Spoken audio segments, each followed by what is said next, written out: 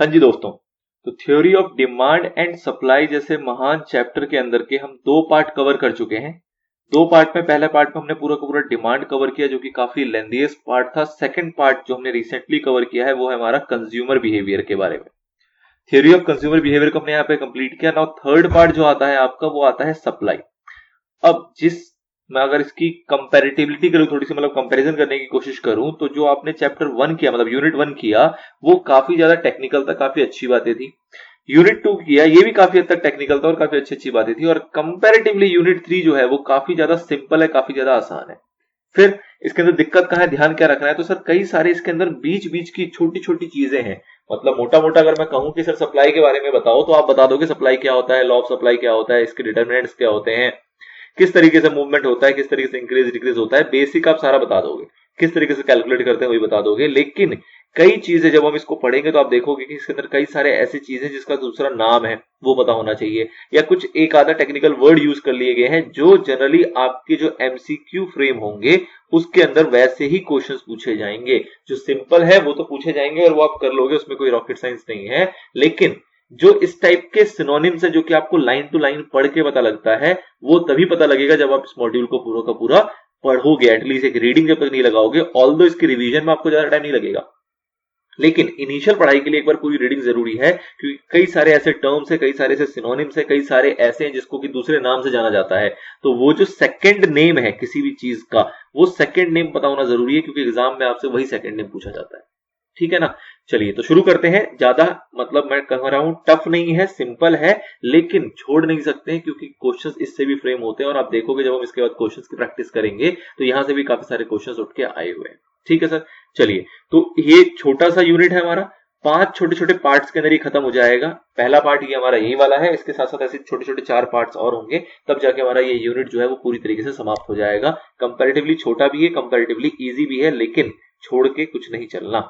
चलिए सर, क्या है सप्लाई के बारे में, तो आप एक चीज और अपने दिमाग में ध्यान में रखो कि जो भी चीजें आपने डिमांड में पढ़ी है, जितनी चीजें भी आपने डिमांड में पढ़ी है वही सारी चीजें मोटी मोटी यहां चलेंगी और उसका जस्ट अपोजिट करते हुए आपको पढ़ना है। जस्ट अपोजिट करते हुए पढ़ोगे आपको कोई दिक्कत नहीं आएगी, क्योंकि है ही अपोजिट।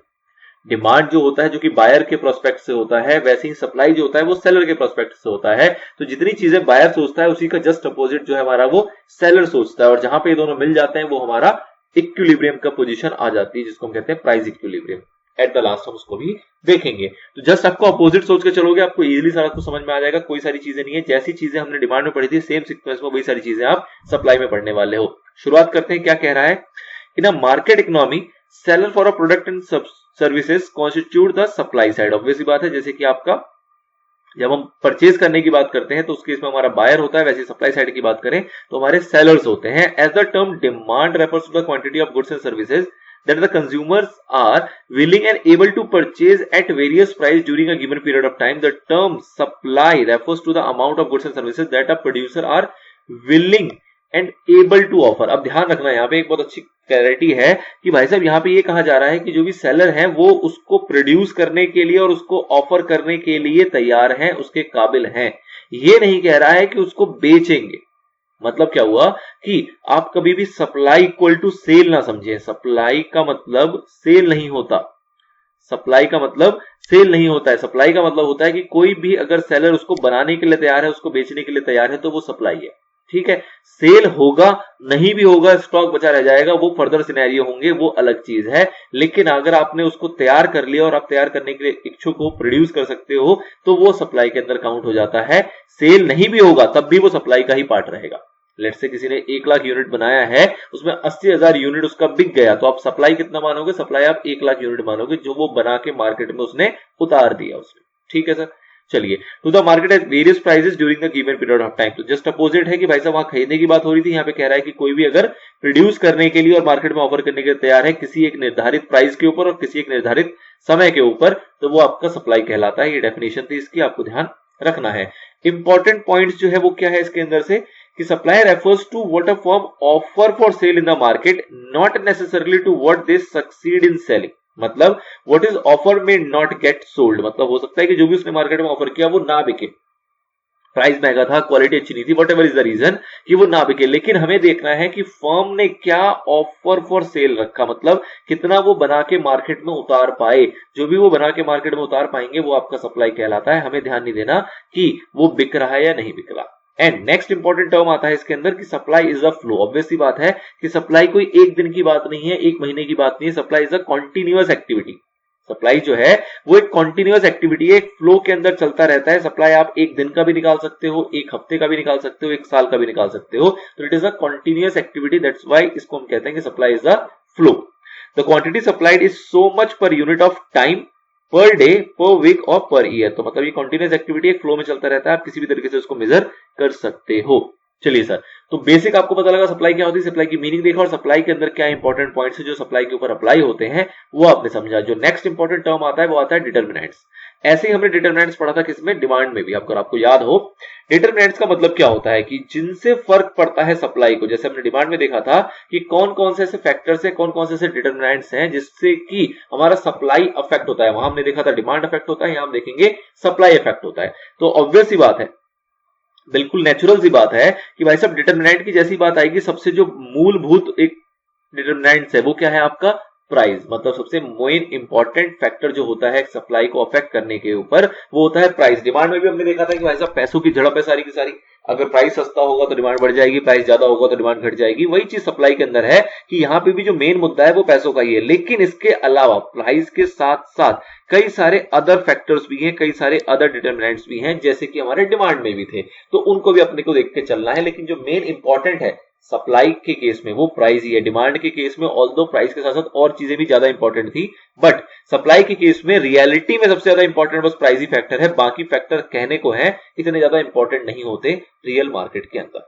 ठीक है सर, चलिए समझते हैं फटाफट से क्या क्या इसके डिटरमिनेंट्स है। तो वही चीज कह रहा है, although price is an important consideration in determining the willingness and desire to part with commodities, there are many other factors which determine the supply of a product or a services. These are discussed below। कह रहा भाई साहब price तो है ही है, कोई शक नहीं है उसके ऊपर, लेकिन उसके अलावा और भी है, इसको समझते हैं। सबसे पहला पॉइंट आता है आपका प्राइस का ही। सबसे पहला पॉइंट है प्राइस का ही। तो बताओ सप्लाई के केस में क्या होगा, प्राइस का क्या रोल है। अगर किसी भी गुड्स की कमोडिटी की प्राइस अगर ज्यादा होगी तो सप्लाई आप ज्यादा करोगे या कम करोगे, ऑब्वियसली बात है ज्यादा करेंगे। मतलब ये नेचुरल सी चीज है कि किसी भी सप्लायर को कहा जाएगा कि भाई साहब आपकी कमोडिटी जो है वो मार्केट में उसकी प्राइस बढ़ रही है, तो आप बोलोगे चलो जी और बनाते हैं, और बना के बेचेंगे। रीजन बीइंग क्योंकि जैसे जैसे उस कमोडिटी की प्राइस बढ़ेगी आप ज्यादा बेचना चाहोगे। क्यों, क्योंकि वो महंगा हो गया है, तो ज्यादा बेचोगे तो आपका ज्यादा प्रॉफिट मार्जिन होगा।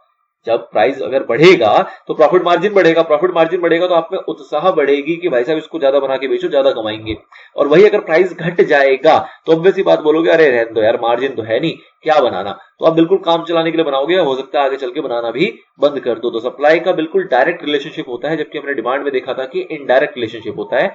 सप्लाई की इसमें प्राइस के साथ कैसा रिलेशन है, डायरेक्ट रिलेशनशिप है। मतलब कि अगर प्राइस गुड्स की बढ़ेगी तो सप्लाई भी बढ़ेगा, और अगर प्राइस घटेगी तो सप्लाई भी घटेगा। तो वही चीज कह रहे हैं, other things being equal the higher the relative price of a goods, the greater the quantity of it that will be supplied. This is because goods and services are produced by a firm in order to earn profit and ceteris paribus। इसका मतलब आपको ध्यान रखना है, इसका मतलब क्या है कि profits rise if the price of the product rise. Obviously बात है कि वैसे ही प्रोडक्ट की कीमत बढ़ेगी आपका प्रॉफिट बढ़ने लगेगा। क्यों ऐसा सर, क्योंकि जो उसकी कॉस्टिंग थी वो तो उतनी ही रहेगी ना। लेट्स से कोई प्रोडक्ट आप 10 रुपए का बनाते थे और उसको आप 15 रुपए का बेचते थे। अब अगर उसकी प्राइस 15 से 20 हो गई तो क्या वो 10 से महंगा बनने लगेगा, हो सकता है कुछ फर्क पड़े, लेकिन बहुत रेयर ही कुछ फर्क पड़ेगा। तो आप कहोगे कि भाई साहब पहले जो मार्जिन 5 रुपए का था वो मार्जिन अब 10 रुपए का हो गया। तो जब आपको मार्जिन ज्यादा दिखेगा, प्रॉफिट ज्यादा दिखेगा, तो आप ज्यादा से ज्यादा बेचने को तैयार हो जाओगे। और वही इसका उल्टा होता है कि अगर आपको कम दिखेगा तो आप वहां पे कम बेचना चाहते हो या फिर ना ही बेचना चाहो, आप स्विच कर जाओ किसी और प्रोडक्ट को बनाने के लिए जिसमें कि प्राइस का मार्जिन ज्यादा हो, जिसमें कि प्रॉफिट का मार्जिन ज्यादा हो। ठीक है, तो वही चीज लिखी है यहाँ पे, आपको इसको ध्यान रखना है कि ये लैटिन टर्म जो है इसका मतलब क्या है, सेटरिस पेरिबस का मतलब होता है profit rises if the price of its product rises. ठीक है सर, दूसरा फैक्टर क्या है, दूसरा डिटरमिनेंट है आपका price of the related goods. Related goods का मतलब क्या हुआ कि अगर दूसरे प्रोडक्ट जो भी आपके रिलेटेड गुड्स हैं अगर उनका प्राइस लेट से बढ़ जाएगा तो उस केस में क्या होगा। तो इसमें कहा जाता है कि भाई साहब अगर दूसरा रिलेटेड प्रोडक्ट का अगर प्राइस बढ़ जाएगा तो हर एक इंसान उसको बनाने चला जाएगा। ठीक है ना, मतलब अगर बात करूं कि दो प्रोडक्ट है, एक एक्स है एक वाई है, अगर वाई का प्राइस बढ़ जाएगा तो एक्स की सप्लाई घट जाएगी। अगर y का प्राइस बढ़ जाएगा तो x की सप्लाई घट जाएगी। ऐसा क्यों हो रहा है? क्योंकि सर अगर y का प्राइस बढ़ेगा तो जो लोग x बनाते थे वो x को छोड़ के वो कहेंगे हम भी y बनाएंगे यार, y महंगा बिक रहा है, y में प्रॉफिट ज्यादा है तो क्यों x बनाए। तो ऑब्वियस सी बात है x की सप्लाई जो होगी वो मार्केट में क्या हो जाएगी? घट जाएगी। तो ये रूल होता है रिलेटेड गुड्स के साथ। चलिए sir, if the prices of the other goods rises, other goods के अगर प्राइस बढ़ेंगे, they become relatively more profitable to the firm to produce and sell than the good in question. Obvious बात है कि जो भी वो गुड्स बेचते थे उसके मुकाबले वो ज्यादा प्रॉफिटेबल हो जाएगा अगर अदर रिलेटेड गुड्स की प्राइस बढ़ जाते हैं। तो it implies that if the price of Y rises the quantity supplied of X will fall. मतलब अगर वाई जो प्रोडक्ट है उसकी कीमत अगर बढ़ जाएगी तो ऑब्वियस सी बात है जो भी सप्लाई होती थी एक्स की वो आपकी फॉल करेगी। For example, if the price of wheat rises the farmer may shift their land to wheat production away from corn soybeans. मतलब कि एक फार्मर है वो पहले अपनी लैंड के ऊपर कॉर्न वगैरह की फसल उगाते थे, सोयाबीन वगैरह की फार्मिंग करते थे, और अगर उन्हें पता लगा कि भाई साहब व्हीट की कीमत बढ़ गई है तो बोलेंगे छोड़ो छोड़ो इसमें क्यों डील करना, हम भी अब व्हीट की ही फार्मिंग करेंगे। रीजन भी क्योंकि वहां की प्राइसिंग बढ़ गई है तो ऑब्वियस सी बात है प्रॉफिट मार्जिन भी बढ़ जाएगा। तो इस तरीके से सप्लाई डील करता है। तो आपको सबका रिलेशन समझना है। प्राइस के साथ डायरेक्ट रिलेशनशिप था, प्राइसेस ऑफ रिलेटेड गुड्स के साथ आपका इनडायरेक्ट रिलेशनशिप है कि अगर रिलेटेड गुड्स की प्राइस बढ़ जाएंगे तो आपका जो कमोडिटी होगा उसकी जो सप्लाई होगी वो कम हो जाएगी। नेक्स्ट आता है prices of factors of production. मतलब क्या हुआ कि सर जी जिस भी फैक्टर ऑफ प्रोडक्शन को आप यूज करते हो, मतलब प्रोडक्शन करने के लिए आप जो भी विधि का प्रयोग करते हो, जो भी आप यूज करते हो प्रोडक्शन करने के लिए, मशीनरी यूज करते हो या कोई और तरीका लेबर इंटेंसिव टेक्निक है, कोई भी टेक्निक से आप प्रोडक्शन करते हो, अगर उसकी कीमत बढ़ जाएगी तो क्या होगा सर जी? अगर आप जिस भी तरीके से प्रोडक्शन करते हो अगर उसकी कॉस्ट बढ़ जाएगी तो आपकी ओवरऑल कॉस्ट बढ़ जाएगी। सही है। अगर आपका पहले कोई सामान बनाने में लेट से पूरा खर्चा आता था 50 रुपए का और उसके अंदर आपका जो फैक्टर ऑफ प्रोडक्शन था उसके अंदर यूज होने का खर्चा लेट से आता था 30 रुपए का, अब अगर ये 30 वाला 40 हो जाएगा तो ऑब्वियस सी बात है कि ओवरऑल कॉस्टिंग आपकी 60 हो जाएगी। बेचने की कीमत लेट से 75 थी तो पहले आपको 25 रुपए का फायदा होता था, अभी भी वो 75 ही रहेगा क्योंकि आप प्राइस तो बढ़ा नहीं पाओगे, तो आपको 15 रुपए का फायदा होगा। तो कुल मिलाकर आप ये कहते हो कि अगर आपका फैक्टर ऑफ प्रोडक्शन की प्राइस बढ़ जाती है तो ओवरऑल कॉस्ट बढ़ जाती है, और ओवरऑल कॉस्ट बढ़ जाता है तो उसका मतलब होता है कि आपका प्रॉफिट जो होगा वो कम हो जाएगा, और प्रॉफिट अगर कम हो जाएगा तो ऑब्वियस सी बात है आप स्विच कर लोगे। स्विच करने का मतलब कि आप दूसरे प्रोडक्ट में चले जाओगे और उसकी सप्लाई ऑटोमेटिकली क्या हो जाएगी? कम हो जाएगी। ठीक है। तो सीधा रूल क्या है यहाँ पे कि अगर prices of factor of production अगर आपका बढ़ेगा तो उस केस में सप्लाई आपकी घट जाएगी एंड वाइस वर्सा। मतलब कि अगर prices of factor production obviously बात है घट गई, मतलब जिस तरीके से भी आप प्रोडक्शन करते थे वो उसमें अगर गिरावट आ गई है, उसकी कॉस्टिंग अगर कम लगती है तो ऑब्वियसली बात है अब आप सप्लाई मार्केट में ज्यादा करोगे। तो सप्लाई के साथ इसका भी कैसा होता है? इनवर्स रिलेशनशिप है।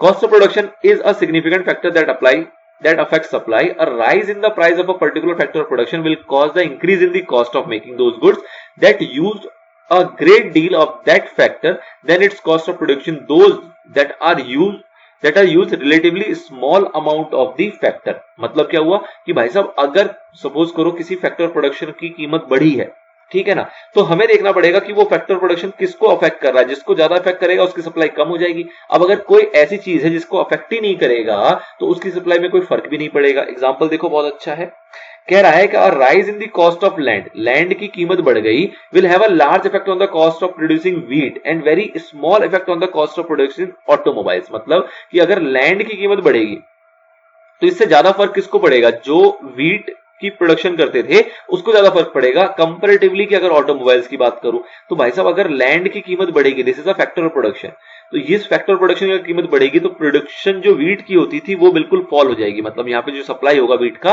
वो फॉल हो जाएगा। ऑटोमोबाइल्स का भी हो सकता है फॉल हो, लेकिन कंपैरेटिवली कम फॉल होगा। फॉल तो होगा लेकिन कंपैरेटिवली कम फॉल होगा क्योंकि उसको अफेक्ट इस चीज से कम पड़ता है, क्योंकि उसका ये मेन फैक्टर ऑफ प्रोडक्शन नहीं है। बट प्रोडक्शन अगर व्हीट की बात करें तो वहां पे लैंड जो है वो मेन फैक्टर ऑफ प्रोडक्शन है। Thus, a change in the price of one factor of production will cause change in the relative profitability of different lines of production and will cause producers to shift from one line to another and the supply of different commodities will change. ठीक है sir, तो मतलब क्या हुआ कि अगर wheat land की कीमत बढ़ जाएगी तो ऑब्वियसली बात है प्रोडक्शन जो वीट का होगा वो हैम्पर होगा, और यहां पे फिर लोग सोचेंगे कि जो फार्मर वगैरह होंगे वो किसी ऐसी चीज के अंदर इन्वॉल्व हो जिससे कि उनकी यहां पे सेविंग बढ़ सके, उनकी प्रॉफिटेबिलिटी बढ़ सके। कुल मिलाकर आपको ये समझना है कि वीट की प्रोडक्शन वहां पे कम हो जाएगी, मतलब वीट की सप्लाई जो होगी वो कम हो जाएगी। इन शॉर्ट आपको और समझाऊं कि भाई साहब अगर कॉस्ट ऑफ प्रोडक्शन है वो अगर आपका बढ़ेगा तो ऑब्वियस बात है जिसमें भी ये कॉस्ट ऑफ प्रोडक्शन अप्लाई किया जा रहा था उसकी सप्लाई जो होगी वो आपकी फॉल हो जाएगी, एंड वाइस वर्सा। ठीक है सर, नेक्स्ट आता है आपका factor state of technology. State of technology का मतलब सर क्या है कि अगर आप किसी ऐसी टेक्नोलॉजी को यूज कर रहे हो जिसके अंदर अच्छी इनोवेशन है, अच्छी इन्वेंशंस वगैरह है, कहने का मतलब क्या हुआ कि आप कोई भी काम ऐसा कर रहे हो जिसके अंदर आप बहुत अच्छी टेक्नोलॉजी यूज कर रहे हो, बिल्कुल नई ताजी इनोवेटिव टेक्नोलॉजी यूज कर रहे हो। तो जब आप नई ताजी इनोवेटिव टेक्नोलॉजी यूज करोगे तो उससे फायदा क्या होगा कि उससे आपकी जो क्वालिटी होगी प्रोडक्ट की वो अच्छी होगी, आप ज्यादा लार्ज क्वांटिटी में प्रोडक्शन कर पाओगे और कंपैरेटिवली आपको वो सस्ता भी पड़ेगा, क्योंकि टेक्नोलॉजी की विशेषता ही यही होती है कि आपको सस्ते में अच्छी क्वालिटी प्रोवाइड करे, तभी उस टेक्नोलॉजी का फायदा है। ठीक है सर, तो अगर आप अच्छी टेक्नोलॉजी यूज करोगे, अगर आपका जिस जगह पे आप प्रोडक्शन करते हो या जिस चीज के अंदर आप डील करते हो अगर उसके अंदर टेक्नोलॉजी अच्छी है, तो टेक्नोलॉजी अगर अच्छी होगी तो उस केस में आपकी सप्लाई भी ज्यादा होगी, और अगर टेक्नोलॉजी खराब होगी तो आपकी सप्लाई भी खराब होगी। तो कुल मिला के आपको समझ में क्या आया कि सर जी यहां पर तो डायरेक्ट रिलेशनशिप है इसका। ठीक है sir, the supply of a particular product depends upon the state of technology also. Inventions and innovations tends to make it possible to produce more and better goods with the same resources, and thus they tend to increase the quantity supplied of the some product and to reduce the quantity supply of the product that are displaced। obviously बात है technology की वजह से जो चीज आपकी काम की नहीं रहेगी उसकी सप्लाई आपकी कम हो जाएगी, लेकिन जो टेक्नोलॉजी से आपको फायदा मिल रहा है तो उस सेंस में आपकी क्वांटिटी सप्लाई जो होगी वो बढ़ जाएगी because of the technology. Availability of spare production capacity and the ease with which factor substitution can be made and the cost of such substitution also determines supply। मतलब क्या हुआ कि भाई साहब आप जो सब्स्टिट्यूट कर रहे हो, सब्स्टिट्यूट करने का मतलब क्या हुआ कि जिस फैक्टर को भी आप यूज करते थे प्रोडक्शन के लिए उसकी जगह पे आप जो भी फैक्टर यूज करोगे उसकी जगह पे अगर कोई अल्टरनेटिव आ गया जो कि आपकी टेक्नोलॉजी से काम हो सकता है, लेट्स सपोज आप लेबर के थ्रू काम करवाते थे, अब आपके उसको टेक्नोलॉजी आ गई जहां पे आपको लेबर की कम आवश्यकता है, आप उस मशीन से या उस नई टेक्नोलॉजी से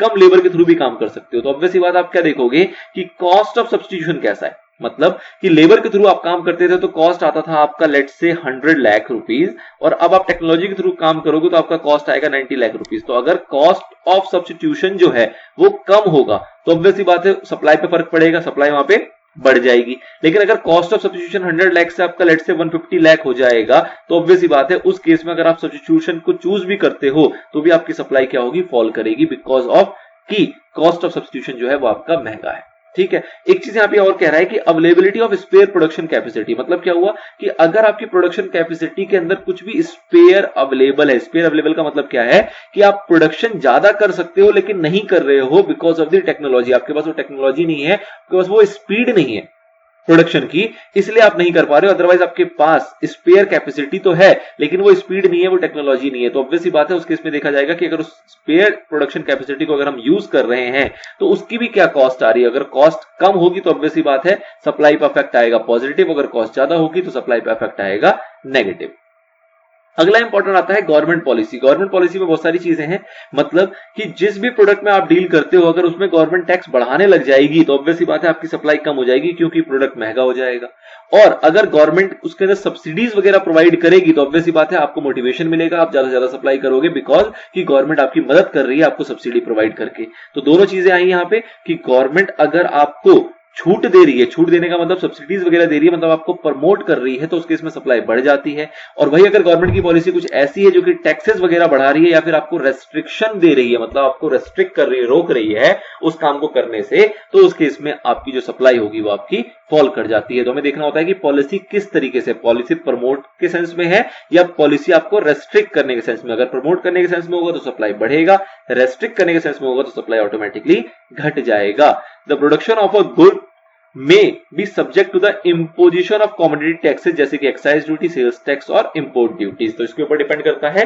these raise the cost of production and so the quantity supplied of a good would increase only when its price in the market rises। वही चीज कह रहा है कि भाई साहब अगर टैक्सेस ज्यादा लगेंगे तो कॉस्ट ऑफ प्रोडक्शन आपकी बढ़ जाएगी, कॉस्ट ऑफ प्रोडक्शन बढ़ जाएगी तो हम सप्लाई तभी बढ़ा पाएंगे जब मार्केट में उसकी कीमत भी बढ़ेगी। तो इन जनरल तो यही आप समझ सकते हो कि भाई साहब अगर टैक्स बढ़ने लगेगा तो मार्केट में कीमत इतनी जल्दी तो बढ़ती नहीं है, तो कहीं ना कहीं सेल कम होने लगती है, और सेल कम होने लगेगी तो आपकी सप्लाई भी कम हो जाएगी।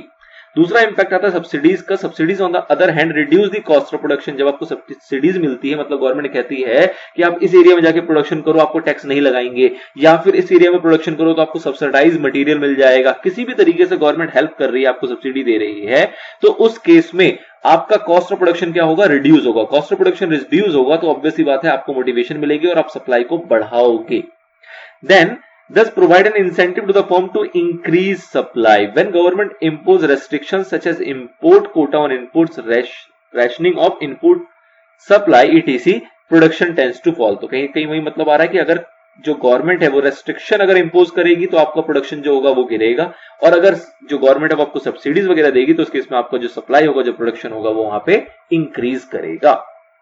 नेक्स्ट आता है आपके पास nature of competition and size of industry. Nature of competition का मतलब क्या हुआ कि आप किस टाइप के कंपटीशन में डील कर रहे हो। किस टाइप में कंपटीशन का मतलब क्या हुआ कि जैसे कि आपने देखोगे आगे चल के जब आप पढ़ोगे तो अलग अलग टाइप के आपके कंपटीशन होते हैं। फॉर एग्जांपल यहाँ पे दो की बात की गई है, नंबर 1 इज कॉम्पिटिटिव मार्केट और नंबर 2 होता है आपका मोनोपोली मार्केट। अगर हम कॉम्पिटिटिव मार्केट की बात करें तो वहां पे आपकी सप्लाई जो होती है वो ज्यादा होती है एज कंपेयर टू मोनोपोली। क्यों?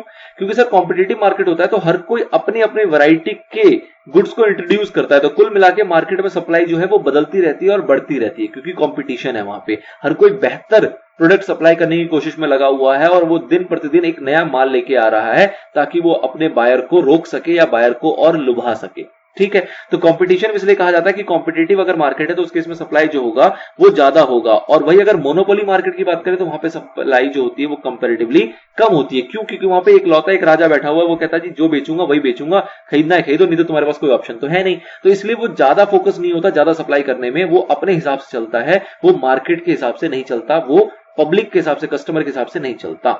If there are large number of firms in the market supply will be more. और दूसरा चल जाता है आपकी साइज ऑफ द इंडस्ट्री की। इंडस्ट्री अगर आपकी बड़ी है, मतलब कि फर्म्स उसके अंदर बहुत सारी हैं, तो उसके अंदर भी आपकी जो सप्लाई होगी वो ज्यादा होगी। Besides entry of new firms either domestic or foreign cause the industry supply curve to shift rightward. तो ऑब्वियस बात है ये भी चीज आती है कि कॉम्पिटिटिव मार्केट में आपको पता है कि अगर एंट्री होगी नए फर्म्स वगैरह की, अगर नए नए लोग नए नए प्लेयर्स वगैरह आपके इंट्रोड्यूस होने लगेंगे उस मार्केट के अंदर, तो उस केस में भी आपकी जो इंडस्ट्री होती है, इंडस्ट्री का जो सप्लाई कर्व होता है वो आपका राइटवर्ड शिफ्ट करेगा। राइटवर्ड शिफ्ट का मतलब अगेन वही चीज होती है कि आपका जो सप्लाई है वो बढ़ रहा है मार्केट के अंदर, जो आपकी इंडस्ट्री है उसके अंदर सप्लाई ओवरऑल इंक्रीज हो रहा है, चाहे वो डोमेस्टिक हो चाहे वो फॉरेन हो। मतलब जो नए फर्म्स आ रहे हैं, चाहे वो डोमेस्टिक नए फर्म्स आए चाहे वो फॉरेनर नए फर्म्स आए, कुल मिला के आपकी मार्केट के अंदर जो सप्लाई का कर्व होगा वो आपका इंक्रीज होगा, राइटवर्ड शिफ्ट होने लगेगा।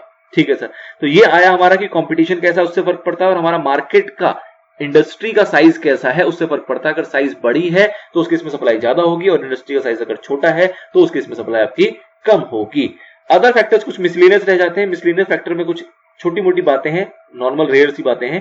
क्या कह रहा है? The quantity supplied of a goods also depend upon government's industrial and foreign policies. मतलब गवर्नमेंट की क्या पॉलिसी है in respect to industrial and foreign matters, तो वो भी मैटर करता है। फर्म का गोल कैसा है, इंफ्रास्ट्रक्चर फैसिलिटीज कैसी है, नेचुरल फैक्टर्स कैसा है। नेचुरल फैक्टर्स का एग्जांपल हो गया आपका वेदर, फ्लड, अर्थक्वेक वगैरह का फैक्टर है, उससे भी डिपेंड करता है हमारा सप्लाई बढ़ेगी घटेगी क्या होगा। कुछ मैनमेड फैक्टर्स होते हैं जैसे कि वॉर हो गए, लेबर स्ट्राइक्स हो गए, कम्युनल राइट्स हो गए, इस टाइप की चीजें जो कि मैनमेड फैक्टर्स हैं। इन फैक्टर्स से भी फर्क पड़ता है कि भाई साहब आपका शहर में, जिस शहर में आप सप्लाई करते हो उस शहर में दंगे हो रहे हैं, या फिर लेबर आपके स्ट्राइक पे बैठ गए, या फिर कोई और जंग छिड़ी पड़ी है।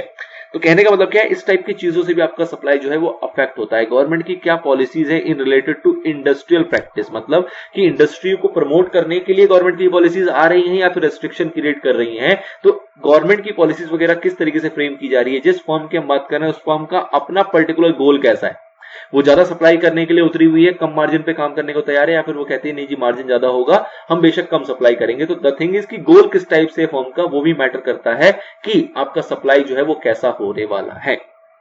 अब आप मोटा मोटा ये चीज समझो कि आपको जब भी कहा जाएगा कि भाई साहब बताओ फैक्टर्स क्या है, डिटरमिनेंट्स क्या है, तो वो आपके दो पार्ट में डिवाइड होते हैं। पहला पार्ट आता है आपका प्राइस का, जो कि उसी कमोडिटी का खुद का प्राइस है, और दूसरा पार्ट आता है आपके अदर्स का। दूसरे पार्ट जो अदर्स होंगे, इसके अंदर बाकी सारी चीजें आपकी कवर होगी जो भी आपने रिमेनिंग 5 पॉइंट्स के अंदर देखा है अदर देन प्राइस। ठीक है, तो इस तरीके से आपको मोटा मोटा ध्यान रखना है कि भाई साहब एक तो खुद का प्राइस हो गया, उसके बाद कुछ अदर फैक्टर्स होते हैं जिसमें रिलेटेड प्राइस हो गए, गवर्नमेंट पॉलिसीज वगैरह काम आती है, कंपटीशन कैसा है, इस टाइप की बातें काम आती है। बट जो मेन इंपॉर्टेंट क्रक्स है वो आपका खुद का प्राइस है।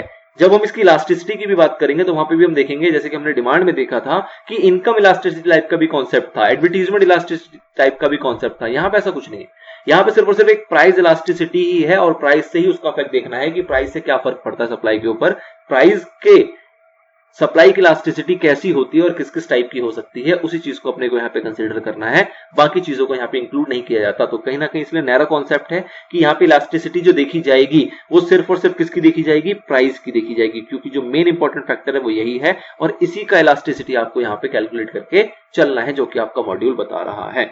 चलिए, तो this is all about introduction and determinants of supply. अगले पार्ट में बात करेंगे हम लॉ के बारे में, जैसे कि हमने लॉ ऑफ डिमांड देखा था, वैसे ही आप लॉ ऑफ सप्लाई को भी यहाँ पे कवर करोगे, जिसको हम डील करेंगे अगले पार्ट में। मिलते हैं नेक्स्ट पार्ट में, तब तक के लिए गुड बाय, गुड लक। हाँ जी दोस्तों, तो जैसे कि हमने देखा था law of demand, same pattern पे यहाँ पे हमारे पास नेक्स्ट आता है law of supply. Law of supply क्या होता है सर? जैसे कि आपने लॉ ऑफ डिमांड देखा था, मैं बार बार पीछे से रिलेट कर रहा हूँ क्योंकि कंपैरेटिवली फिर चीजें आसान हो जाएंगी। जैसे हमने लॉ ऑफ डिमांड देखा था तो वहां पे हमने देखा था कि इनवर्स रिलेशनशिप था प्राइस का और क्वांटिटी के साथ। प्राइस का और क्वांटिटी का एक तरीके से इनवर्स रिलेशनशिप होता था, किसमें? डिमांड के केस में। और आपको मैंने स्टार्टिंग में बताया था जब आप सप्लाई पढ़ने जा रहे हो तो आपको उसका उल्टा समझ के चलना है। तो ऑब्वियस सी बात है कि यहाँ पे जो क्वांटिटी डिमांडेड होगा और जो आपका प्राइस होगा उसके बीच में कैसा रिलेशनशिप होगा, यहाँ पे होगा पॉजिटिव। पॉजिटिव का मतलब कि प्राइस बढ़ेगा तो क्वांटिटी डिमांडेड आपका ऑटोमेटिकली बढ़ जाएगा, मतलब क्वांटिटी सप्लाइड जो होगा वो यहाँ पे ऑटोमेटिकली बढ़ जाएगा। और वही अगर प्राइस फॉल करेगा तो उस केस में क्वांटिटी सप्लाई जो है वो आपका ऑटोमेटिकली फॉल कर जाएगा। तो this is all about law of supply. Basic इसकी मीनिंग देखेंगे, उसके बाद इसके शेड्यूल को समझेंगे और उसको किस तरीके से ग्राफ में प्लॉट किया जा सकता है उसको समझेंगे। और इतनी ही डिस्कशन आपको इसके बारे में पता होनी चाहिए। मैं बार बार ये चीज कह रहा हूं कि ओवरऑल सिनेरियो कॉन्सेप्ट में कुछ नहीं है, लेकिन रीडिंग करना बहुत जरूरी है, रीडिंग को समझना सुनना बहुत जरूरी है। क्यों? क्योंकि बीच बीच में कुछ कुछ वर्डिंग ऐसी आएंगी जिससे कि आपका एमसीक्यू फ्रेम होता है और वो आपको एग्जाम में हेल्प करेगा। तो इसलिए सुनना जरूरी है, ऑल द कॉन्सेप्ट कंपैरेटिवली आसान है। चलिए सर, सुनते हैं फटाफट से, पढ़ते हैं फटाफट से, समझने की कोशिश करते हैं। कह रहा है this refers to the relationship of quantity supplied of a goods with one or more related variables. तो ऑब्वियस बात है लॉ ऑफ सप्लाई का बेसिकली मतलब क्या होता है कि क्वांटिटी सप्लाइड का कैसा रिलेशन है किसके साथ, जितने भी इसके वेरिएबल्स हैं उसके साथ। अब वेरिएबल में हमने देखा था एक तो प्राइस था, उसके साथ साथ बाकी सारे कई सारे वेरिएबल्स थे। हमें जो मेन फोकस रखना है वो किसके ऊपर रखना है? प्राइस के ऊपर रखना है। which have an influence on the supply of the goods. Normally supply is related with price, but it can be related with the type of technology used, scale of production, etc. तो कह रहा है इन चीजों से भी फर्क पड़ता है, लेकिन जो मेन है वो क्या है? आपका प्राइस है। तो प्राइस के साथ ही इसका लॉ बनाया गया है, उसको समझते हैं। The law of supply can be stated as क्या? Other things remain constant. अगर मैं अदर चीजों को, जितने भी अदर और फैक्टर्स थे, अदर डिटरमिनेंट्स थे, जैसे कि आपका टेक्नोलॉजी वगैरह था, आपका स्केल ऑफ ऑपरेशन वगैरह था, आपका उसके अंदर किस तरीके से प्राइस ऑफ रिलेटेड गुड्स है, इन चीजों को मैं कहता हूं कि भाई साहब ये सारी चीजें कांस्टेंट है, इसमें कोई चेंज नहीं आया है। तो क्या समझते हैं हम? उससे हमें समझ में आता है कि the quantity of a goods produced and offered for sale will increase as the price of good rises. मतलब जैसे ही प्राइस बढ़ेंगी, आपका जो प्रोडक्शन है, जो आपका सप्लाई है, वो बढ़ जाएगा, और डिक्रीज होगा जैसे ही आपका प्राइस घट जाएगा। तो कह सकते हो आप कि सिंपली यहाँ पे पॉजिटिव रिलेशनशिप है, जैसा प्राइस चलेगा वैसा ही आपका क्वांटिटी सप्लाइड चलता है। चलिए sir, this law is based upon common sense. देखो ये भी कह रहा है यहाँ पे कि बिल्कुल कॉमन सेंस चल रही है यहाँ पे। क्या कॉमन सेंस है? Because the higher the price of the goods the greater the profit that can be earned and thus greater the incentive to produce the goods and offer it for sale. सीधी सी बात है भाई साहब, price ज्यादा होगा तो profit ज्यादा होगा, प्रॉफिट ज्यादा होगा तो हर कोई उत्साहित होगा कि चलो जी इसकी प्रोडक्शन करते हैं ज्यादा से ज्यादा।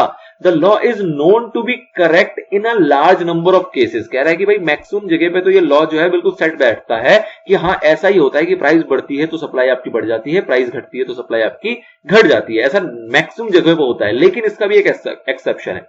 एक्सेप्शन क्या है कि जहां पे आप सप्लाई अनलिमिटेड नहीं बढ़ा सकते, जैसे कि कोई ऐसी चीज जिसकी की क्वांटिटी लिमिटेड है। जैसे कि एग्जांपल यहां पे दिया गया है लेबर का, कि भाई साहब लेबर की रेट आपने ज्यादा रख रखी है, लेबर सप्लाई का अगर आपने प्राइस बढ़ा दोगे तो भी ऐसा मतलब नहीं है ना कि आपको अगर 100 लेबर चाहिए तो 100 मिल जाएंगे, आपको 1 लाख लेबर चाहिए तो 1 लाख मिल जाएगा। रीजन भी क्योंकि लेबर को आप प्रोड्यूस नहीं कर सकते ना। लेबर तो जो है आप उसको अरेंज कर पाओगे, टू मैक्स एक्सटेंट अरेंज करोगे, लेकिन एक सिचुएशन ऐसी आएगी जहां पे ये जो लॉ है ये काम नहीं कर पाएगा। रीजन बीइंग क्योंकि लेबर आप जितनी चाहो उतनी नहीं मिल सकती है, आपको लिमिटेड लेबर से काम चलाना पड़ता है, ऑल्दो इसकी प्राइस ज्यादा क्यों ना हो। तो यही चीज कह रहा है कि if we take the supply of labour at very high wages, अगर हम कह रहे हैं कि सप्लाई ऑफ लेबर को हम हाई वेजेस कर दें, मतलब उसकी कहीं ना कहीं प्राइस बढ़ा दें, वी में find that the supply of labour has decreased instead of increasing. कह रहा है कि जो सप्लाई होगी वो घटने लगेगी बढ़ने के बजाय। क्यों ऐसा होता है? क्योंकि वो आप अनलिमिटेड क्वांटिटी में नहीं सप्लाई कर सकते हो, लेबर की कहीं ना कहीं एक लिमिटेड क्वांटिटी होती है और उसको आप प्रोडक्शन नहीं कर सकते। चलिए sir, thus the behavior of supply depends upon phenomenon considered and degree of possible adjustment in supply। तो हमें ये देखना है कि भाई साहब जो सप्लाई है उसके अंदर पॉसिबल एडजस्टमेंट कितनी की जा सकती है। तो लेबर ऐसी चीज है जिसके अंदर आप पॉसिबल एडजस्टमेंट बहुत कम कर सकते हो। वही अगर किसी सामान की बात करें, किसी प्रोडक्ट की बात करें, तो वहां पे पॉसिबल एडजस्टमेंट आपकी ज्यादा से ज्यादा की जा सकती है। तो इसलिए कहा जाता है कि वहां पे ये लॉ आपका सेट बैठेगा। लेकिन कहीं ऐसी सिचुएशन है जहां पे पॉसिबल एडजस्टमेंट की डिग्री जो है वो बिल्कुल कम है या ना के समान है, तो उस सिनेरियो में आपका लॉ जो है वो सुटेबल नहीं हो पाता। The behavior of supply is also affected by time taken into consideration। ये भी एक इंपॉर्टेंट फैक्टर है टाइम। टाइम का मतलब क्या हुआ कि ऐसा नहीं है कि आपने अगर आज प्राइस बढ़ा दिया, लेट से आज प्राइस बढ़ा दिया, तो आप बोलोगे जी कल मेरे को 1 लाख क्वांटिटी ला के दो क्योंकि मैंने आज प्राइस बढ़ा दी। भाई साहब ऐसा थोड़ा है, टाइम लगता है। टाइम लगने का मतलब क्या है कि सप्लाई जो है वो शॉर्ट रन में इतना जल्दी अफेक्ट नहीं करता, लेकिन लॉन्ग रन में ये जो लॉ है बहुत अच्छे से काम करता है।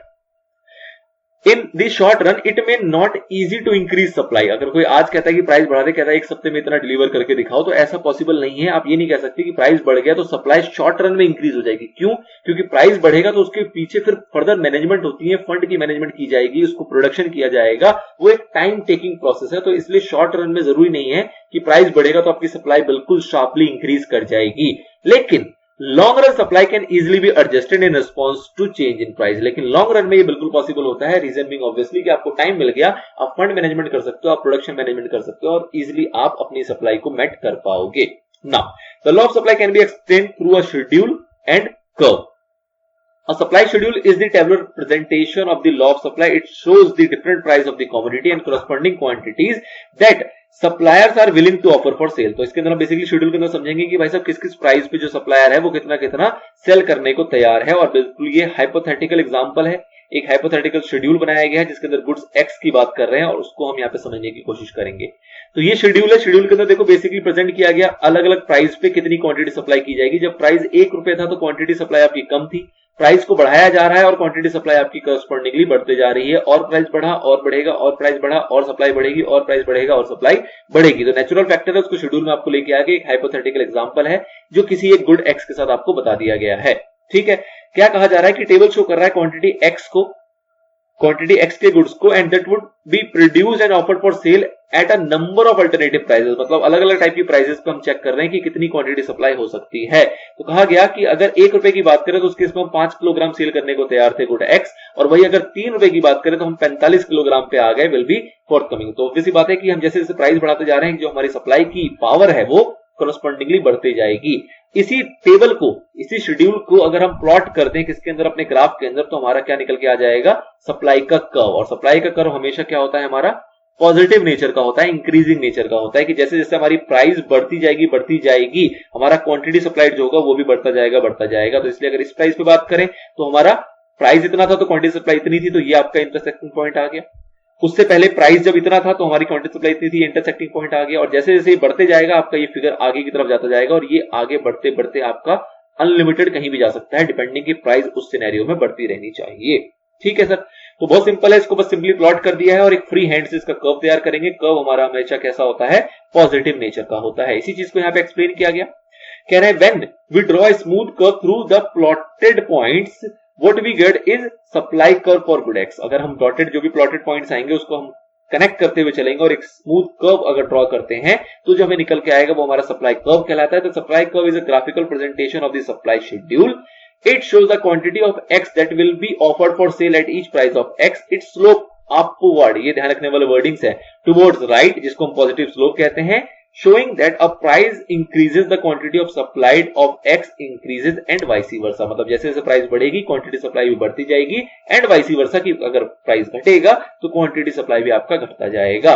The market supply like market demand. अब इसको ध्यान देना, हमने सप्लाई समझ लिया, अब हमें समझना है कि मार्केट सप्लाई क्या होता है। सर मार्केट सप्लाई कोई बड़ी बात नहीं है, जितने भी सप्लाई होते हैं इंडिविजुअल कमोडिटीज के, इंडिविजुअल फर्म्स के, उन सभी सप्लाई को, मतलब कि फर्म ए है आपका, फर्म ए की एक सप्लाई होगी, फर्म बी की सप्लाई होगी, सी की सप्लाई होगी, जब इन तीनों फर्म की सप्लाई को आप जोड़ दोगे तो आपका क्या निकल के आ जाएगा, मार्केट सप्लाई। ऐसे ही हम मार्केट डिमांड में करते थे कि अलग अलग लोगों की अलग अलग कमोडिटी की डिमांड को जब हम जोड़ देते थे तो हमारा एक मार्केट डिमांड वहां पे निकल के आ जाता था। तो कुछ खास नहीं है, it is sum of supplies of a commodity made by all individual firms और देयर सप्लाई एजेंसीज। तो जितने भी इंडिविजुअल फर्म से सप्लाई एजेंसीज हैं उनकी जितनी भी सप्लाईज होंगी उन सभी के जोड़ को हम कहते हैं क्या, market supply. The market supply is governed by the law of supply. The market supply curve for x can be obtained by adding horizontally the supply curves of various firm. तो जितने भी फर्म्स के आपके supply curves हैं उन सबको अगर आप ऐड कर दोगे तो उस केस में भी आपका सप्लाई कर्व वहां पे निकल के आ जाएगा, मतलब मार्केट सप्लाई कर्व निकल के आ जाएगा। तो सिंपल सी बात है कि इंडिविजुअल सप्लाई कर्व निकाल लो और उन सभी को ऐड कर दो हॉरिजॉन्टली तो आपका एक मार्केट सप्लाई कर्व बन जाएगा। और उसी को अगर हम थ्योरेटिकली पढ़ने की कोशिश करें तो हम वहां पे कहते हैं कि मार्केट सप्लाई का मतलब यही होता है कि हर एक इंडिविजुअल फर्म की जो भी सप्लाई है उन सबका सम कर दो तो आपका मार्केट सप्लाई निकल के आ जाता है, जैसे कि हम मार्केट डिमांड निकाला करते थे, वो भी सेम पैटर्न पे ही निकलता था। ठीक है, तो बहुत सिंपल है हमारा लॉ। लॉ में आपको सिंपल याद रखना है, पॉजिटिव रिलेशनशिप होता है, एक शेड्यूल का आपके माइंड में होना चाहिए कि भाई साहब इस तरीके से लॉ का सप्लाई का शेड्यूल बनाया जाता है और उसी शेड्यूल को जब आप प्लॉट करोगे तो आपका सप्लाई का कर्व बन जाता है और उस कर्व को हम एक स्मूथ कर्व के थ्रू, मतलब जितने भी डॉटेड पॉइंट्स होते हैं उसको कनेक्ट करते हुए हम फ्रेम करते हैं और वो हमेशा कैसा होता है, आपका पॉजिटिव स्लोप होता है जो कि अपवर्ड मूव करता है टुवर्ड्स राइट डायरेक्शन। ठीक है सर, तो this is all about law of supply. एक बेसिक आपको नॉलेज दे दी है, कुछ खास टेक्निकलिटी नहीं थी, बिल्कुल सिंपल सा लॉ चल रहा है। नेक्स्ट पार्ट आएगा जो कि थोड़ा सा इंपॉर्टेंट है, जिसके अंदर आपको थोड़ी सी टेक्निकलिटी का ध्यान देना है, जिसके अंदर हम बात करेंगे movement on the supply curve और इसी के साथ मिलता जुलता एक और टॉपिक होगा। इन दोनों टॉपिक को कवर करेंगे नेक्स्ट पार्ट के अंदर। इसमें इतना ही, मिलते हैं नेक्स्ट पार्ट में, तब तक के लिए गुड बाय, गुड लक। हाँ जी दोस्तों, तो लॉ ऑफ डिमांड से आगे बढ़ते हैं और बात करते हैं मूवमेंट की और दूसरी बात करेंगे इसी के साथ साथ शिफ्ट की। अब सर इन दोनों में क्या फर्क है, इन्हीं फर्क को अपने को यहाँ पे समझना है। पहले थ्योरेटिकली समझेंगे और फिर इसका डायग्रामेटिकली प्रेजेंटेशन देखेंगे कि किस तरीके से इसके डिफरेंस को बताया जा रहा है। सबसे पहला पॉइंट आता है आपका movements on the supply curve, जिसको हम कहते हैं इंक्रीज और डिक्रीज इन क्वांटिटी सप्लाइड। तो अब ये मूवमेंट का मतलब क्या है और दूसरा शिफ्ट का मतलब क्या है, तो इन शॉर्ट इसको एक ही जगह पे समझ के चलो कि मूवमेंट तब होती है जब प्राइस में चेंज आए। मतलब कि जो भी कमोडिटी की हम बात कर रहे हैं अगर उसकी प्राइस में चेंज आएगा या तो वो इंक्रीज होगा या तो वो डिक्रीज होगा और उससे जो हमारी क्वांटिटी सप्लाइड के ऊपर इफेक्ट पड़ेगा उसको हम कहेंगे क्या, movement on the supply curve. उसके वजह से जो मूवमेंट आ रही है उसको क्या कहेंगे, movement on the supply curve.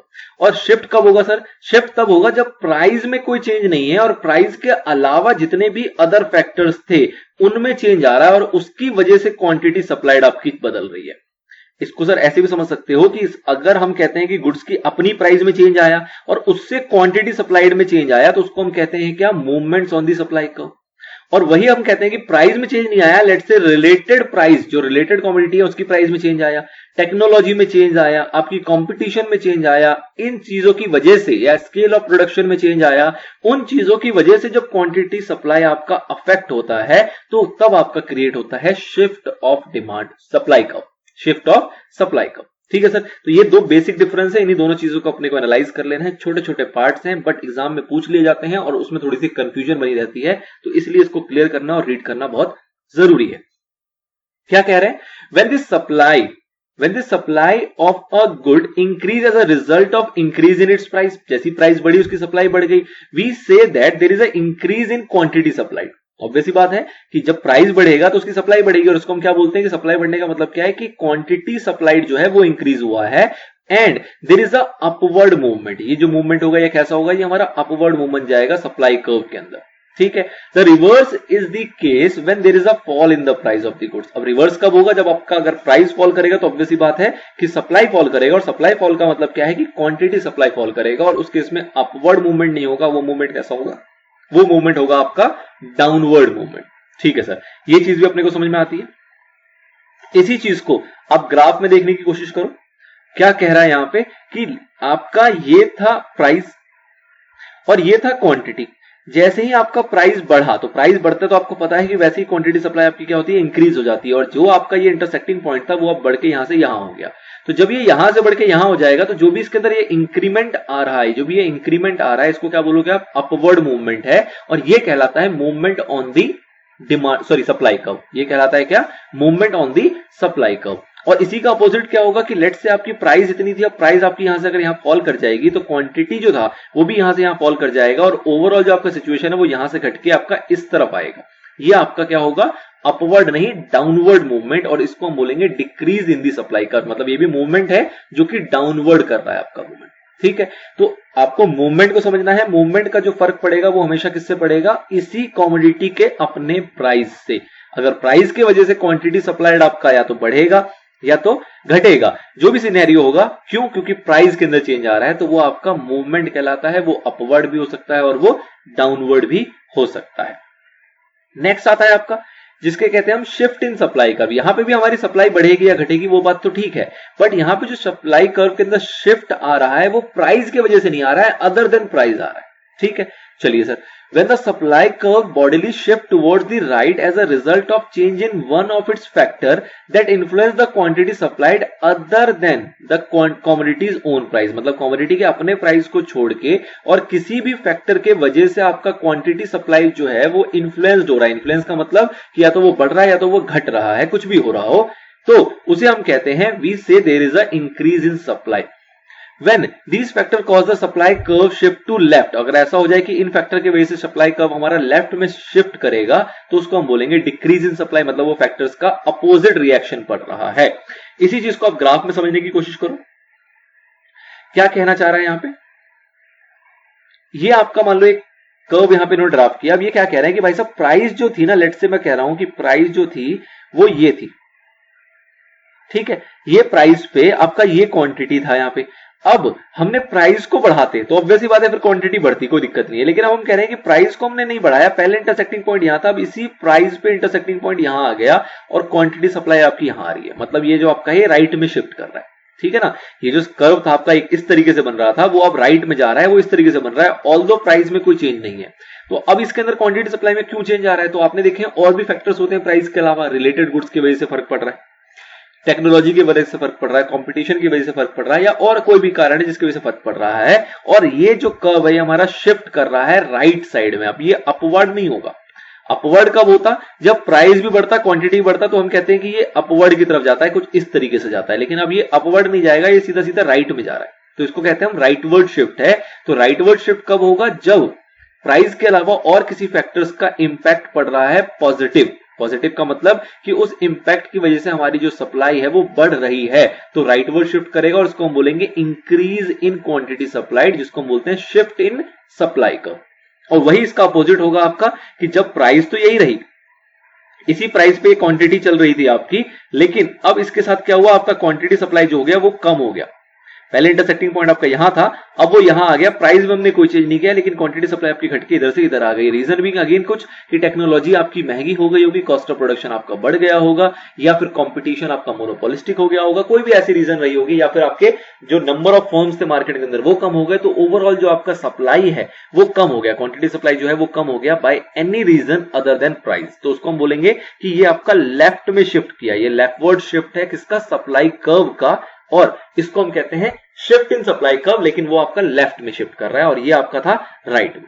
ठीक है, तो ये दो सिंपल चीजें हैं, दोनों में बस आपको मोटा मोटा डिफरेंस ये ध्यान रखना है कि भाई साहब प्राइस की वजह से शिफ्ट करेगा, अगर कमोडिटी के प्राइस से शिफ्ट करेगा तो वो आपका अपवर्ड होता है या फिर वो डाउनवर्ड होता है। लेकिन अगर अदर देन प्राइस शिफ्ट करेगा तो वो या तो राइटवर्ड होता है या तो वो लेफ्टवर्ड होता है। इस वाली चीज को हम कहते हैं movement on the supply curve, और इस वाले को कहते हैं हम shift in the supply curve. ये मूवमेंट नहीं है, शिफ्ट है। तो ये दो टर्मिनोलॉजी है थोड़ी सी, और थोड़ा सा इसके पीछे का आपका कॉन्सेप्ट है जो आपको समझ के रखना है, और कुछ खास बात इसके अंदर रह नहीं जाती है। तो ये दो छोटे छोटे टॉपिक थे, इसको और हमने कवर किया। नेक्स्ट जो चर्चा है वो थोड़ी लेंदी है, इसलिए उसको इसमें सम्मिलित नहीं कर रहे हैं, कहीं ना कहीं ये फिर कंपैरेटिवली ज्यादा बड़ा हो जाएगा। तो इलास्टिसिटी और सप्लाई जो है वो पूरा सेपरेट देखेंगे, जिसके अंदर हम इसके बेसिक को समझेंगे।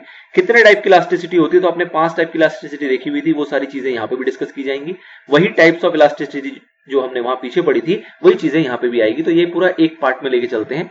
इसको इतना ही रहने देते हैं, जिसके अंदर आपको दो छोटे छोटे कॉन्सेप्ट पता लग रहे हैं, मूवमेंट के बारे में और शिफ्ट के बारे में। बाकी चीजें अगले पार्ट में मिलते हैं।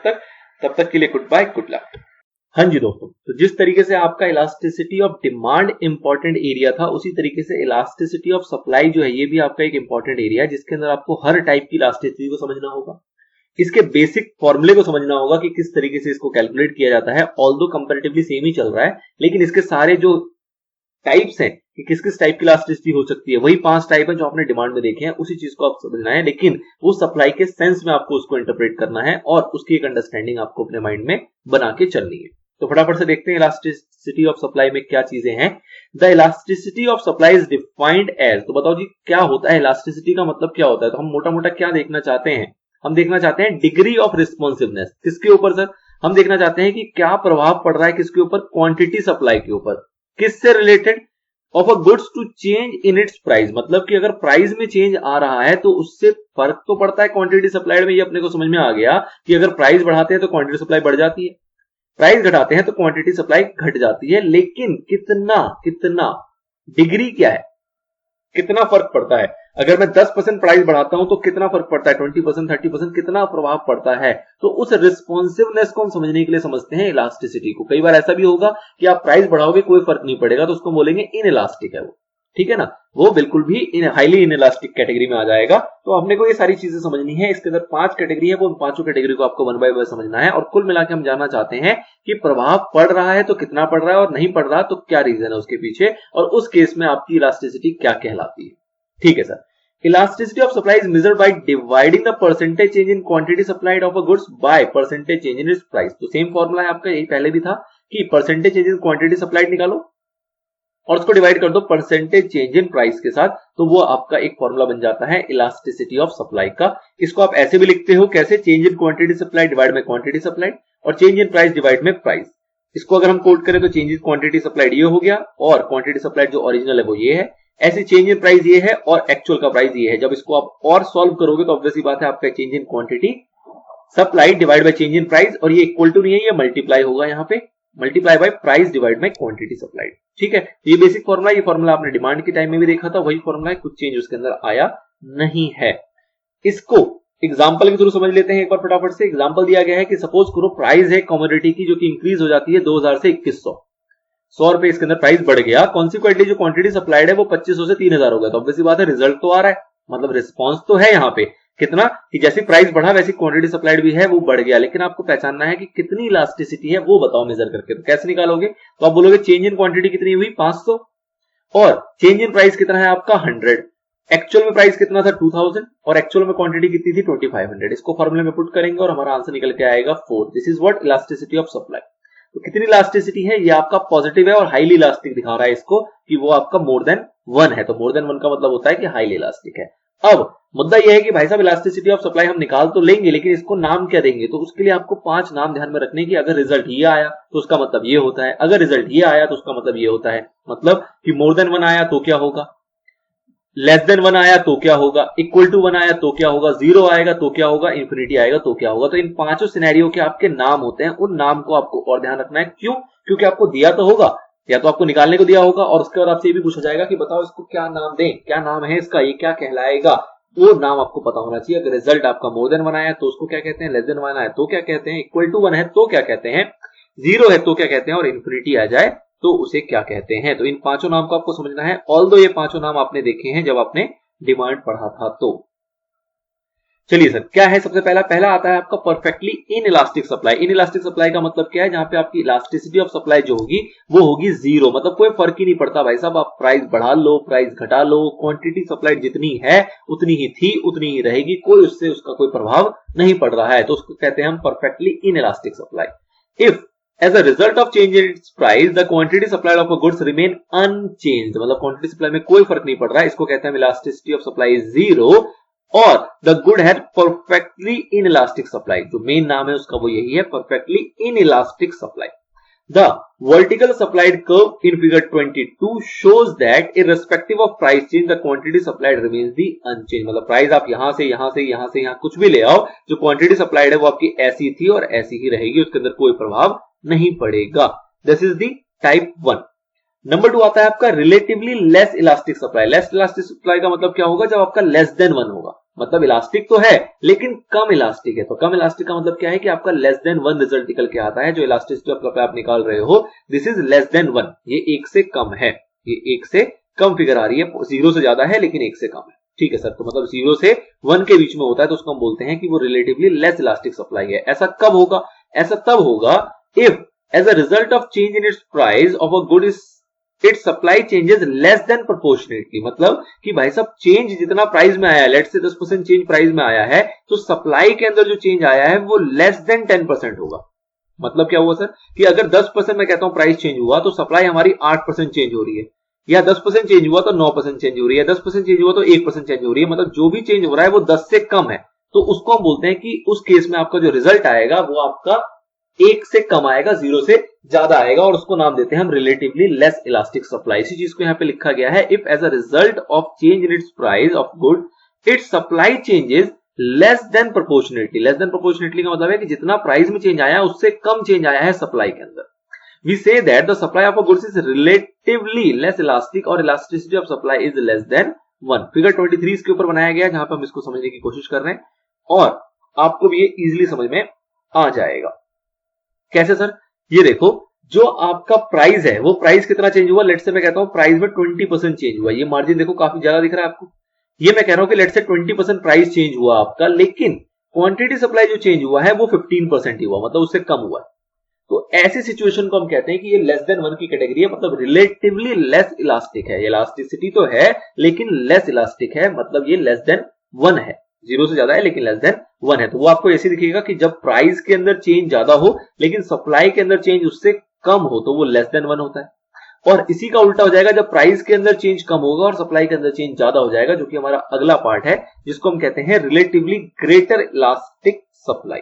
मतलब कि यहां पे if the elasticity of supply is greater than 1, मतलब यहां पे जो आपका रिजल्ट आएगा वो मोर देन 1 आएगा, 1 से ज्यादा होगा और इंफिनिटी तक हो सकता है, कुछ भी इंफिनिटी नहीं है, इंफिनिटी से कम, 1 से ज्यादा। That is when the quantity supply of a goods changes substantially in response to small change in its price. मतलब प्राइस के अंदर चेंज कम है लेकिन जो क्वांटिटी सप्लाइड था उसमें सब्सटेंशियल चेंज आया, मतलब ज्यादा चेंज आया। Of the goods we say that the supply is relatively elastic. इसको हम क्या नाम देते हैं, रिलेटिवली इलास्टिक सप्लाई। फिगर 24 इस चीज को दिखा रहा है। कैसे दिखा रहा है सर कि देखो प्राइस के अंदर चेंज आया, लेट से मैं कहता हूं यहां पे 10%, और क्वांटिटी सप्लाई में जो चेंज आ रहा है वो 10% से ज्यादा आ रहा है, 11, 12, 25, 30 कुछ भी हो सकता है, लेट से 20% चेंज है। तो ऐसे सिनेरियो में जो आपका रिजल्ट निकल के आएगा वो आएगा मोर देन 1। जो आपका सॉल्यूशन निकल के आएगा वो निकल के आएगा मोर देन 1, और मोर देन 1 आया इसका मतलब क्या है कि वो है आपका रिलेटिवली ग्रेटर इलास्टिक सप्लाई। ठीक है सर, ये चीज भी क्लियर होती है। आगे बढ़ते हैं, आगे आते हैं यूनिट इलास्टिसिटी के ऊपर। यूनिट इलास्टिसिटी का मतलब क्या होगा, अच्छा एक चीज और गौर करना आप इन चीजों में कि जब आप इस सिनेरियो में थे तो आपका जो ये क्रिएट होगा, ये जो आपकी इलास्टिसिटी सप्लाई की जो कर्व बनेगी वो कर्व आपकी ओरिजिन से इस तरफ होगी, ठीक है ना।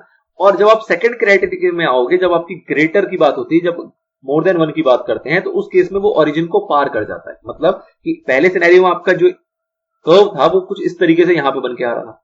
सेकंड सिनेरियो में जब आपका मोर देन 1 हो गया तो उस सिनेरियो में आपका जो कर्व होगा वो आपके ओरिजिन से पीछे जा रहा है, ठीक है ना। बट थर्ड सिनेरियो जहां यूनिट इलास्टिसिटी की बात होती है वो इसी की क्वालिटी है कि उस केस में आपका जो कर्व होगा वो बिल्कुल ओरिजिन से शुरू होगा, जो कि आप यहां पे देख पा रहे हो। तो ये इसके बीच में आपको ध्यान रखना है कि अगर आपको कहीं ग्राफ देखने को मिले तो आप इससे भी पहचान लगाते हो, हमेशा पहचान आप इससे नहीं लगा पाओगे, क्योंकि ये हो सकता है इसके अंदर आपको देखने में दिक्कत आ जाए। तो आपको इससे भी ध्यान रखना है कि अगर आपका ये जो कर्व है ये इस तरफ आ रहा है तो ये लेस देन 1 होगा, और कर्व जो है वो ओरिजिन के इस तरफ आ रहा है तो वो हमेशा मोर देन 1 की कैटेगरी बनेगी। अगला आता है यूनिट इलास्टिसिटी, जहां पे बिल्कुल ये ओरिजिन पे जाके टच करेगा। मतलब क्या है कि जितना चेंज प्राइस में आया उतना ही चेंज आपके क्वांटिटी सप्लाई में भी आया है। मतलब अगर ये 10% चेंज हुआ तो ये भी एग्जैक्ट 10% ही हुआ है, थोड़ा सा भी ऊपर थोड़ा सा भी नीचे नहीं है। If the relative change in the quantity supplied is exactly equal to the relative change in the price, the supply is said to be unitary elastic. Here the coefficient of elasticity of supply is equal to 1। तो आपका solution निकल के आएगा, coefficient निकल के आएगा, वो होगा बिल्कुल 1। ठीक है, फिगर 25 के अंदर इसको आपको दर्शाया गया, जो कि आपको इजीली समझ में आ रहा है। नेक्स्ट और लास्ट कैटेगरी आती है इसकी, जिसमें हम बात करते हैं परफेक्टली इलास्टिक सप्लाई। ये क्या है सर परफेक्टली इलास्टिक सप्लाई? तो परफेक्टली इलास्टिक सप्लाई का मतलब है जहां पे आपका जरा सा चेंज आने से या तो वो जीरो हो जाएगा या तो वो इन्फिनिटी हो जाएगा। मतलब क्या हुआ कि इस प्राइस पे हमारा सब कुछ सही चल रहा है, अगर इस प्राइस के अंदर हम थोड़ी सी गिरावट करेंगे तो क्वांटिटी सप्लाई जो है वो जीरो हो जाएगा, और अगर हम इस प्राइस से थोड़ा सा प्राइस बढ़ा दे तो जो क्वांटिटी सप्लाई होगा वो आपका सीधा सीधा इन्फिनिटी हो जाएगा। तो ऐसे सिचुएशन को कहते हैं हम परफेक्टली इलास्टिक। परफेक्टली इलास्टिक में मतलब खूब प्रभाव पड़ता है, यहाँ पे प्राइस का हद वाला प्रभाव पड़ रहा है, इसलिए इसको बोल रहे हैं परफेक्टली इलास्टिक। इलास्टिक तो है लेकिन बिल्कुल हद वाला इलास्टिक है, मींस परफेक्टली इलास्टिक। ठीक है, तो इसका मोटा मोटा सिनेरियो ये है कि जो प्राइस है उस पर क्वांटिटी सप्लाई हमारी डिसाइडेड है, लेकिन अगर इस प्राइस के अंदर हम थोड़ा सा भी इसको कम करेंगे तो क्वांटिटी सप्लाई क्या होगी आपकी जीरो, और थोड़ा सा भी अगर आप प्राइस बढ़ा दोगे तो क्वांटिटी सप्लाई क्या हो जाएगी इनफाइनाइटली। मतलब जितना मांगोगे उतना माल देने को तैयार है, अगर आप प्राइस जरा सा भी बढ़ा देते हो तो elasticity of supply is said to be infinite when nothing is supplied at lower price, but a small increase in price cause supply to rise from zero to an infinity। ठीक है sir, जैसे ही थोड़ा सा increase होगा आपका zero से infinity पे चला जाएगा large amount, indicating that producer will supply any quantity demanded at that price. कह रहा कुछ भी मांग लो, इससे ₹1 ऊपर बढ़ा दो और जितना मांगना है क्वांटिटी उतना मांगो, हम देने को तैयार हैं। तो ऐसी सिचुएशन होती है आपकी परफेक्टली इलास्टिक सप्लाई की। ठीक है सर, तो this is all about elasticity of supply, जिसके अंदर हमने क्या क्या चीज देखी, हमने इसका बेसिक फॉर्मूला देखा, किस तरीके से कैलकुलेट किया जाता है वो देखा, और इसकी पांचों वैरायटी देखी कि कोई भी आपका रिजल्ट आएगा उस रिजल्ट को क्या नाम देना है। आपका जीरो होगा तो क्या होगा, लेस देन 1 होगा तो क्या होगा, मोर देन 1 होगा तो क्या होगा, आपका एग्जैक्टली 1 होगा तो क्या होगा, और आपका अगर इंफिनिटी होगा तो क्या होगा। तो ये पांचों चीजों को आपने यहाँ पे समझ लिया। नेक्स्ट जो पार्ट आएगा जिसके अंदर हम बात करेंगे मेजरमेंट की, कि आपका जो सप्लाई इलास्टिसिटी है उसको किस तरीके से मेजर किया जाता है। तो आपको याद होगा 2 पॉइंट आपने पीछे देखे थे, पॉइंट इलास्टिसिटी और आर्क इलास्टिसिटी, जब डिमांड की बात की जा रही थी, उसको समझेंगे। और उसके बाद एक लास्ट कॉन्सेप्ट आपका आएगा इक्विलिब्रियम प्राइस का, उसको और कवर करेंगे हम अपने लास्ट पार्ट के अंदर, फिर जाके आपका थ्योरी ऑफ सप्लाई पूरा का पूरा समाप्त हो जाएगा। मिलते हैं नेक्स्ट पार्ट में, till then good luck, good bye.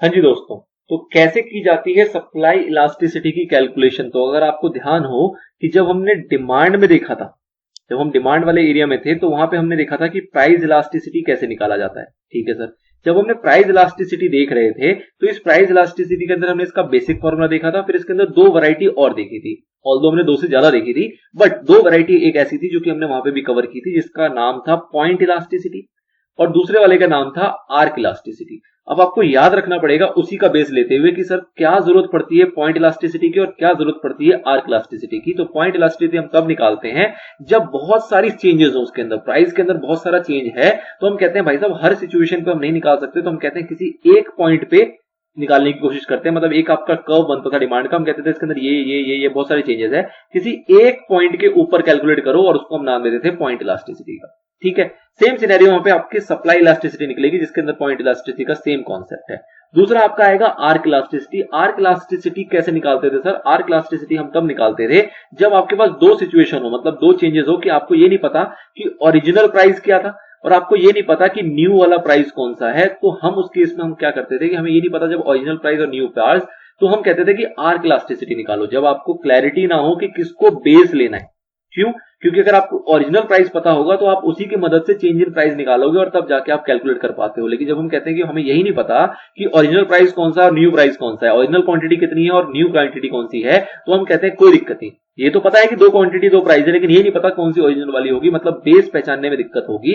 तो उस केस में हम बोलते थे कि भाई साहब ऐसा करो, आर्क इलास्टिसिटी की मदद से निकालो, इसने एक फॉर्मूला दिया है उस फॉर्मूले से सॉल्व कर लो। और उस फॉर्मूले की क्वालिटी ये है कि रिजल्ट कुछ भी हो हमेशा उसको क्या लेके चलना है आपको, पॉजिटिव। मतलब कि 10 में से 12 को माइनस करो या 12 में से 10 को माइनस करो, इक्वल टू में प्लस का 2 ही आएगा, माइनस का 2 कभी भी नहीं आएगा। तो वो इस चीज की दुविधा को हमारे क्लियर कर देता है। वही चीज यहाँ पे सेम रेप्लिकेट हो रही है। इस चीज को और समझते हैं। यहाँ पे क्या कह रहा है, the elasticity of supply can be considered with reference to a given point on supply curve, given point on supply curve, supply curve के किसी एक गिवन पॉइंट के ऊपर, और between 2 points on the supply curve, या फिर supply curve के किसी 2 पॉइंट के बीच में। When elasticity is measured at a given point of supply curve, उसको हम क्या कहते हैं, पॉइंट इलास्टिसिटी। अगर गिवन पॉइंट की बात करें उसको क्या कहेंगे, पॉइंट इलास्टिसिटी। और जब 2 पॉइंट के बीच की बात करेंगे उसको क्या बोलेंगे हम, आर्क इलास्टिसिटी, जो कि आगे चल के अभी आएगा। ठीक है ना, तो ये चीज आपको क्लियर रखनी है कि गिवन पॉइंट में निकालना हो तो पॉइंट इलास्टिसिटी काम आता है, जब 2 पॉइंट के बीच की आपको निकालना हो तो उस केस में आपका आर्क इलास्टिसिटी काम आता है। ठीक है sir. Just as in hand point elasticity of supply can be measured with help of the following formula. Formula आपका वो सेम है, सेम नहीं है, मतलब सेम के अंदर चेंज आपका ये है कि यहाँ पे आपका जो ये डेरिवेटिव दिया होता है यही आपका फॉर्मूला है, ऑल्दो पीछे भी था। जब आपने डिमांड देखा था तो वहां पे भी आपका यही फॉर्मूला वहां पे निकल के आया था, लेकिन वहां पे फिर हमने अपर सेगमेंट और लोअर सेगमेंट वाला भी एक कॉन्सेप्ट इंट्रोड्यूस किया था और उसके थ्रू कैलकुलेट करके वहां पे देखा था। ठीक है, फॉर्मूला वही चीज यहाँ पे भी चल रहा है, यहाँ पे भी उसी तरीके से निकाला जाएगा। Elasticity of supply equal to what, derivative of quantity divided by derivative of price. मतलब डेरिवेटिव निकालना है हमें quantity with respect to price और multiply by original price divide by original quantity. ठीक है, अब ये फॉर्मूले को यहाँ पे बहुत बेहतरीन क्वेश्चन से सॉल्व कराया गया। ध्यान देना, जब हम प्रैक्टिस करेंगे ऑल्दो तब हमें और वैरायटी की क्वेश्चंस मिलेंगे। जब हम इसके एमसीक्यू की प्रैक्टिस करेंगे तब हमें और वैरायटी की क्वेश्चन मिलेगा, लेकिन एक बेहतरीन क्वेश्चन इन्होंने यहाँ पे एग्जांपल में दे दिया जो कि सच में बेहतरीन है। क्यों बेहतरीन है कि इसमें आपको सप्लाई फंक्शन दे रखा है जिसके बारे में आपको कुछ भी अभी तक समझाया नहीं गया है। आपको कह दिया कि एक सप्लाई फंक्शन गिवन है which is Q equal to -100 plus 10P और आपको कह रहा है कि इलास्टिसिटी ऑफ सप्लाई निकाल के दिखाओ यूजिंग पॉइंट मेथड जब प्राइस कितना होगा आपका 15 होगा। तो अब आपको समझना पड़ेगा कि ये कहना क्या चाह रहा है। तो सप्लाई फंक्शन की इंटरप्रिटेशन अगर आप लोगे तो ये तो आपकी क्वांटिटी है, ये आपका प्राइस है। ये जो 10 है यहाँ पे, ये 10 क्या है सर? ये 10 है आपका डेरिवेटिव, ये derivative of quantity with respect to price है। ये जो आपका 10 है, this is what dq upon में dp। इस 10 को हम ये समझते हैं सप्लाई फंक्शन के अंदर। ऑल्दो इसके बारे में आपको चर्चा नहीं की गई है, आपके मॉड्यूल में इसके बारे में ज्यादा चर्चा नहीं है, लेकिन क्वेश्चन इन्होंने फ्रेम किया है तो आपको इसको समझना पड़ेगा कि this is 10 was derivative of quantity with respect to price को हम कहते हैं, जिसको हम सप्लाई फंक्शन में इस जगह पे कोट करते हैं, और ये आपका प्राइस दे रखा है। अब जब आपको एक सप्लाई फंक्शन गिवन हो, आपको बता दिया जाए कि प्राइस ये होगा, तो आप उस केस में क्या करोगे? आप निकालने की कोशिश करोगे क्वांटिटी, क्योंकि आपको ये दोनों चीजें चाहिए। आपको देखो अगर फॉर्मूला पता हो तो dq अपॉन में dp, ये तो आपने यहां से निकाल लिया कि फंक्शन में जो ये वाला पार्ट होता है ये आपका derivative of quantity with respect to price होता है। ठीक है, दूसरा अपने को चाहिए प्राइस, वो क्वेश्चन में दे दिया 15। तीसरा अपने को चाहिए क्वांटिटी, वो नहीं पता, तो क्वांटिटी आपको यहां से निकालना पड़ेगा, इसीलिए आपको ये फंक्शन दे रखा है। तो आप फंक्शन में कैसे क्वांटिटी निकालोगे? इस फंक्शन को पुट करोगे और फंक्शन में q इक्वल टू -100 प्लस 10 और p की जगह p की वैल्यू रखोगे 15। तो जब आप इसको पुट करोगे तो आपका ये सॉल्व निकल के आएगा q इक्वल टू 50 -100 10 मल्टीप्लाई में 15 150 हो जाएगा, 150 और 100 तो आपका रिजल्ट आएगा प्लस का 50। तो प्लस का 50 क्वांटिटी आ गया। प्राइस आपको 15 पता ही है और ये आपको पता ही है कि ये क्या है यहाँ पे 10। तो अब आप इसको इस इक्वेशन में पुट करोगे, 10 मल्टीप्लाई में 15 डिवाइड बाय 50, 10 ये हो गया, 15 आपका प्राइस है, क्वांटिटी आपने 50 निकाल लिया था। इसको सॉल्व करोगे तो आपका इलास्टिसिटी निकल के आएगा 3। This is the unique question. Unique बस इसलिए क्योंकि यहाँ पे आपको एक सप्लाई फंक्शन का जिक्र किया गया है जिसके बारे में आपको ज्यादा चर्चा नहीं की गई थी पीछे कहीं, ना ही डिमांड के टाइम पे की गई थी, ना ही आगे की गई थी। ऑल्दो हम इसकी क्वेश्चंस की प्रैक्टिस जब करेंगे तो वहां पे थोड़ी बहुत ऐसी चर्चाएं आपको और मिलेंगी। ठीक है सर, तो ये क्वेश्चन भी समझ में आ गया कि आपको पॉइंट इलास्टिसिटी में फॉर्मूले को किस तरीके से यूज किया जाता है। जब डिमांड की बात की थी तो आपने अपर और लोअर सेगमेंट वाला देखा था, वो भी एक यूनिक है, तो इसलिए वहां पे उसको कवर कराया गया था और यहाँ पे डेरिवेटिव वाले एरिया को आपको कवर करा के समझाया गया है। चलिए जी, तो क्या कह रहा है? Where derivative of quantity divide by derivative of price, मतलब derivative of quantity with respect to price is differentiation of supply function with respect to price and P and Q refer to the price and quantity respectively. तो ये बस आपको elaborate कर दिया गया कि इसका मतलब क्या है।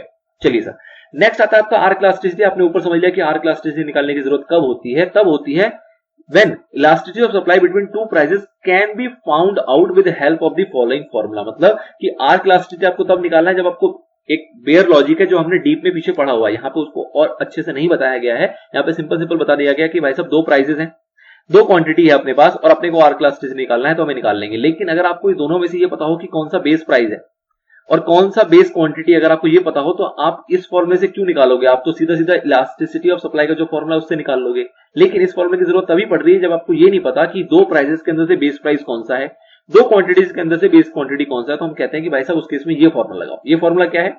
Change in quantity, Q1 minus Q2 मतलब क्या हो गया? Change in quantity. उसको आप ऐसे भी लिख सकते हो, एक ही बात है, divide by quantity 1 plus quantity 2 whole divide में change in price divide by price 1 plus price 2। अब इसको आपको पता है कि इलैबोरेट करने के लिए आप इस डिवाइड को मल्टीप्लाई के साइन में लेके आते हो और इसको रिवर्स कर देते हो। रिवर्स का मतलब क्या हो जाएगा?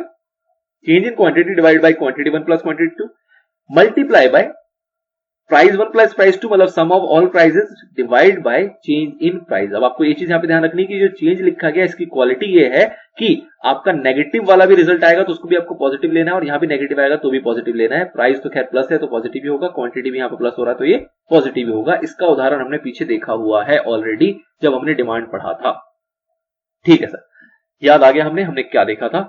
इसी के ऊपर एक इलस्ट्रेशन छोटा सा बना दिया गया है, उसको और कवर कर लो। Where P1 Q1 are the original price quantity and P2 Q2 जो है वो नए प्राइस और नई क्वांटिटी है। ऑल्दो यहाँ पे लिखा जा रहा है original price new price, but in reality इस कॉन्सेप्ट का यूज ही तब किया जाता है जब आपको ये नहीं पता कि ओरिजिनल कौन सा और न्यू कौन सा है। Thus, if we find two if we have to find elasticity of supply when P1 is इतना, P2 इतना, Q1 इतना, Q2 इतना, चारों चीजें पता है, सिंपली फॉर्मूले में चिपका देना है और सॉल्व करके निकाल लेना है। ये चीज ध्यान रखना है कि 20 में से 50 जा रहा है तो भी 30 जो आएगा वो प्लस का ही आएगा, माइनस का नहीं आएगा। 12 में से 15 जा रहा है तो भी जो 3 आएगा वो प्लस का ही आएगा। यही इसकी क्वालिटी है, मेन क्वालिटी जो है वो यही है, क्योंकि इसी से आपको बेस प्राइस की जो चिंता थी वो दूर हो जाती है। जहां पर हम कहते हैं कि भाई साहब नेगेटिव साइन तो होगा ही नहीं, डिफरेंस निकालना है अपने को, and difference is always positive when we are calculating through arc elasticity. ठीक है सर, तो ये एक कॉन्सेप्ट है जहां आपने मेजरमेंट देख लिया, जहां हमने दोनों मेथड को देख लिया कि पॉइंट इलास्टिसिटी से कैसे काम किया जाता है, और दूसरा आपने देखा कि आर्क इलास्टिसिटी के थ्रू कैसे कैलकुलेट किया जाता है इलास्टिसिटी ऑफ सप्लाई को। नेक्स्ट एरिया आता है और लास्ट एरिया आता है आपका इक्विलिब्रियम प्राइस। इक्विलिब्रियम प्राइस बहुत इंपॉर्टेंट है। इक्विलिब्रियम प्राइस जो है वो कहीं ना कहीं कंक्लूजन दे रहा है आपका डिमांड का और सप्लाई का। मतलब कि हमने डिमांड देखा, हमने सप्लाई देखा, और हमने ये जाना कि डिमांड का मतलब क्या है, जब प्राइस कम होती है तो लोग ज्यादा डिमांड करते हैं, और जब प्राइस ज्यादा होती है तो लोग कम डिमांड करते हैं। वैसे सप्लाई में हमने देखा कि भाई साहब जब प्राइस ज्यादा होता है तो लोग ज्यादा सप्लाई करते हैं, और जब प्राइस कम होती है तो लोग कम सप्लाई करते हैं। अब जो क्रक्स है इसका वो ये क्या है कि हमें उस प्राइस पे आना है जिस प्राइस पे डिमांड भी बनी रहे और सप्लाई भी बनी रहे, और ये दोनों आपस में आके मिल जाए।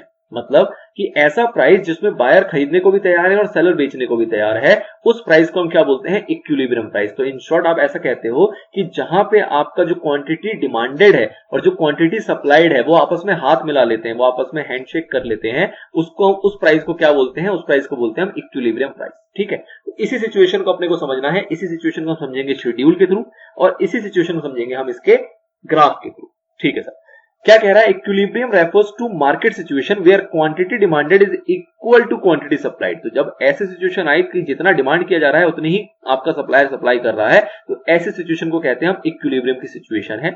The intersection of demand and supply determines the equilibrium price. जो डिमांड कर्व है आपको पता है वो कुछ ऐसे चलता है, और सप्लाई कर्व कुछ हमारा ऐसे चलता है। जहां पे ये इंटरसेक्ट कर जाएंगे, जो ये प्राइस निकाल के देगा और जो ये क्वांटिटी निकाल के देगा, ये आपकी होगी इक्विलिब्रियम क्वांटिटी और ये होगा आपका इक्विलिब्रियम प्राइस। तो इस चीज को आपको ध्यान रखना है। यहाँ पे मैंने 2-3 चीजें हाईलाइट की हैं, डबल मतलब डबल हाईलाइटिंग है, उस पे और थोड़ा फोकस करेंगे।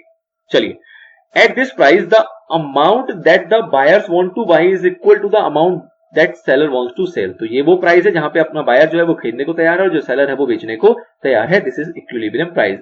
Only at the equilibrium price both the buyers and sellers are satisfied। दोनों के दोनों राजी खुशी हैं, यहाँ पे दोनों मजे में चल रहे हैं, उसी प्राइस को हम बोलते हैं equilibrium price.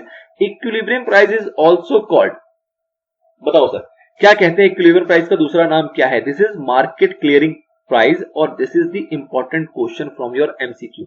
Exam point of view से आपका इंपॉर्टेंट क्वेश्चन है, जो कि अगर आप ऊपर से पढ़ के निकल जाओगे तो आपको ये चीज पढ़ने में नहीं आएगी। तो इसलिए मैं स्टार्टिंग से कह रहा था, बेनिफिट आपको इसका लास्ट में दिख रहा है, ऑल्दो पीछे भी आपने कई चीजें ऐसी पढ़ी होंगी। जब आप क्वेश्चन देखोगे तो आपको रियलाइज होगा कि हाँ ये हमने सुन लिया था और इसका आंसर ये है, ये सुना वर्ड है, ऐसा नहीं कि अनसुना कोई चीज है। तो इसी तरीके से आपको इस वर्ड को याद रखना है कि इक्विलिब्रियम प्राइस का दूसरा नाम क्या होता है, मार्केट क्लियरिंग प्राइस। ठीक है सर, ये मॉड्यूल ने दिया हुआ है। आगे, The determination of market price is the central theme of microeconomic analysis। अब हम microeconomic analysis की बात करें, जो कि हम पढ़ रहे हैं, जो हमारा बेकायदा एक सब्जेक्ट है, इकोनॉमिक्स का एक पार्ट है, विच इज माइक्रोइकोनॉमिक्स। इसका सेंट्रल थीम है। सेंट्रल थीम का मतलब कि भाई साहब इसका मेन मुद्दा ही घुसा पड़ा है इसके अंदर कि किस तरीके से हम मार्केट प्राइस को डिटरमाइन कर सकते हैं, और वही थीम के साथ हमारा माइक्रो इकोनॉमिक्स एनालिसिस जो है वो चल रहा है। इसीलिए इसी वजह से माइक्रो इकोनॉमिक्स थ्योरी को हम और क्या कहते हैं, इसको हम कहते हैं प्राइस थ्योरी। तो ये दूसरा नाम आ गया, ये भी मैंने डबल हाईलाइट किया है, इसको भी आपको ध्यान रखना है। ये भी एक इंपॉर्टेंट टर्म है कि माइक्रो इकोनॉमिक्स थ्योरी का दूसरा नाम क्या है, प्राइस थ्योरी। ठीक है सर, ये एक इक्विलिब्रियम प्राइस का आपको एक शेड्यूल बना के दिया गया, जहां पे हम इक्विलिब्रियम प्राइस फाइंड आउट कर पा रहे हैं। क्या कह रहा है, जब प्राइस 5 रुपए है तो क्वांटिटी डिमांडेड आपकी देखो कम है, और सप्लाई वाला कह रहा है जी मैं ज्यादा बेचने को तैयार हूं। जैसे 4 होगी, इसने क्वांटिटी डिमांडेड बढ़ा दिया, और ये जो है ये आपका क्वांटिटी डिमांडेड जो है आपका वो 6 से 12 हो गया है, और ये जो है ये आपका घटता जा रहा है। जब 3 रुपए हुआ तो ये 19 लेने को तैयार है और ये 19 बेचने को तैयार है। जब 2 रुपए था तो ये 25 लेने को तैयार है, ये कह रहा ना मेरे पास है ही नहीं, मैं नहीं बेच रहा इतने कम में, मैं 12 ही बेचूंगा। जब ये 1 रुपए का हुआ तो ये 31 लेने को तैयार है, ये कह रहा ना मैं तो 6 ही बेचूंगा। जब 5 पे था तो मैं 31 बेच रहा था, तो तुमने लिया नहीं, तो तुम कहते कि 6 लूंगा। अब जब 1 रुपए का हो गया तुम 31 लेने को तैयार है, हम 6 ही बेचेंगे। तो ये आपस में लड़ रहे हैं, इन दोनों सिचुएशन में ये लड़ रहे हैं। एक सिचुएशन ये है और एक सिचुएशन ये है, लेकिन बीच की एक सिचुएशन ऐसी आ रही है जिस प्राइस पे ये कह रहे हैं कि जितना मैं खरीदने को तैयार हूं उतना ही तुम बेचने को तैयार है। मतलब जितनी क्वांटिटी डिमांडेड है उतनी ही क्वांटिटी सप्लाइड है। इस सिचुएशन को ही, इस प्राइस को हम बोलते हैं क्या, इक्विलिब्रियम प्राइस, ये जो है ये इक्विलिब्रियम प्राइस आपका निकल के आता है। This is downward impact on price. क्या है? डाउनवर्ड। इसका मतलब क्या है सर? इसको समझो जरा। इसका मतलब ये है कि अगर 5 रुपए पे क्वांटिटी डिमांडेड आपकी 6 है और ये बेचने को तैयार है 31, तो इसका इस सिचुएशन को क्या समझते हैं? इस सिचुएशन का मतलब है कि अब सप्लायर को प्राइस गिरानी पड़ेगी। मतलब क्या है कि वो 31 लेके मार्केट में पहुंच गया बेचने के लिए, लेकिन बायर आए सिर्फ कितने? 6। 31 बेचने को मार्केट पहुंच गया, लेकिन बायर आए 6। आपको खरीदेगा ही नहीं, तो ऑब्वियसली बात है इसको तो बेचना ही पड़ेगा ना, आज निकल तो बेचना ही पड़ेगा। तो उसका सोल्यूशन क्या है कि इसको धीरे से प्राइस थोड़ा सा गिराना पड़ेगा। इसने थोड़ा प्राइस गिराया तो इसकी क्वांटिटी जल्दी जल्दी बिकी। अब ये 25 बेचने को तैयार है उस प्राइस पे, लेकिन अभी भी खरीदने वाले कितने हैं? 12। तो इसका मतलब क्या है कि अभी इसको और प्राइस गिराने की जरूरत है। तो ये दो सिचुएशन होती है जिसको बोलते हैं हम डाउनवर्ड। मतलब कि ये वो सिचुएशन है जहां पे सप्लायर को प्राइस गिराना पड़ेगा, और उसके बाद ये ऐसी सिचुएशन आती है जहां पे उसको प्राइस बढ़ाना पड़ेगा। क्यों? क्योंकि डिमांड ज्यादा है, उसके पास क्वांटिटी नहीं है, वो इतने सस्ते में ज्यादा बेच ही नहीं सकता। इस इतने सस्ते में 2 रुपए के प्राइस में वो 12 यूनिट ही बेच सकता है, लेकिन खरीदने वाले 25 हैं। तो वो क्या करे? तो वो कहता है चलो जी थोड़ा प्राइस बढ़ा देते हैं। तो उसको ऐसी सिचुएशन में अपने आप को लेके आना होता है जहां पे जितना उसके पास सामान बेचने को है उतने ही खरीदने वाले बायर हो, और वो एक परफेक्ट प्राइस से परफेक्ट प्रॉफिट गेन कर सके, बायर भी सेटिस्फाइड रहे और सेलर भी सेटिस्फाइड रहे। ऐसे सिचुएशन को कहते हैं हम इक्विलिब्रियम प्राइस। ठीक है, चलिए sir. The equilibrium between demand and supply is depicted in the diagram below. अब इसी चीज का हमने डायग्राम बना दिया। इसी ग्राफ, ये जो टेबलर है, शेड्यूल है, इसको आप ग्राफ में प्लॉट कर दोगे तो आपका डायग्राम इजीली बन जाएगा। Demand and supply are in equilibrium at point E. जैसे कि मैंने आपको बताया था, डिमांड कर्व जो इस तरीके से चलता है, सप्लाई कर्व इस तरीके से चलता है। जहां ये इंटरसेक्ट कर गई, ये ई पॉइंट जो होगा, ये इक्विलिब्रियम प्राइस निकाल रहा है और इक्विलिब्रियम क्वांटिटी निकाल के दे रहा है कि इस क्वांटिटी पे, इस प्राइस पे बेचने वाला भी खुश है और खरीदने वाला भी खुश है। It means that only at price ₹3 the quantity demanded is equal to the quantity supplied। 3 रुपए पे क्वांटिटी डिमांडेड और क्वांटिटी सप्लाइड जो है वो बिल्कुल बराबर है। The equilibrium quantity is 19 units and these are exchange at price ₹3। If the price is more than equilibrium level, अगर प्राइस ज्यादा होगा, excess supply will push the price downward. अब अगर प्राइस ज्यादा है, जैसे आपने देखा 5 रुपए पे, तो उस केस में सप्लाई ज्यादा थी। सप्लाई जब ज्यादा है, खरीदने वाले है ही नहीं, तो ऑब्वियसली बात है कि प्राइस को कैसे पुश किया जाएगा? डाउनवर्ड, मतलब प्राइस को घटाना पड़ेगा। As there are few takers in the market at this price. For example, in table 10, if price is say ₹5, quantity demanded is 6 units, which is quite less than quantity supplied. कह रहा है 31 बेचने को तैयार है, लेकिन खरीदने वाले सिर्फ 6 हैं, जो कि बहुत कम है। There will be excess supply in the market, which will force the seller to reduce the price. इस सिचुएशन में सेलर को प्राइस गिरानी पड़ेगी if they want to sell off their product. Hence, the price will fall and continue falling down till the level where quantity demanded become equal to the quantity supplied। तो इसी situation के हिसाब से वो 5 से 4 पे आएगा, 4 से 3 पे आएगा, और 3 पे अगर उसको ऐसा मिल गया जहां पे जितनी क्वांटिटी डिमांडेड है उतनी क्वांटिटी सप्लाइड है, तो यहां पे आके वो रुक जाएगा और नहीं गिराएगा। Opposite will happen when quantity demanded is more than quantity supplied at a particular price. वही जो हमने ऊपर देखी थी कि जब भाई साहब क्वांटिटी डिमांडेड ज्यादा होगी और सप्लाई कम होगा, तो उस केस में वो क्या करेगा? वो प्राइस बढ़ाएगा। जैसे कि आपका 2 रुपए और 1 रुपए पे हो रहा है कि जहां पे क्वांटिटी डिमांडेड जो है वो ज्यादा है, लेकिन क्वांटिटी सप्लाई जो है वो कम है। तो ऐसी सिचुएशन में वो प्राइस को पुश करेगा अपवर्ड, और उसको बढ़ाते बढ़ाते बढ़ाते बढ़ाते अगेन इस सिचुएशन पे लेके आएगा जहां पे कि क्वांटिटी डिमांडेड और क्वांटिटी सप्लाइड जो होंगे बिल्कुल इक्वल हो जाएंगे, जो कि आपका इक्विलिब्रियम प्राइस कहलाएगा। अब इसका एक रहस्य, एक नाम आपका और बच जाता है, जो कि आपको कवर करते हुए इसको खत्म करना है। क्या कह रहा है?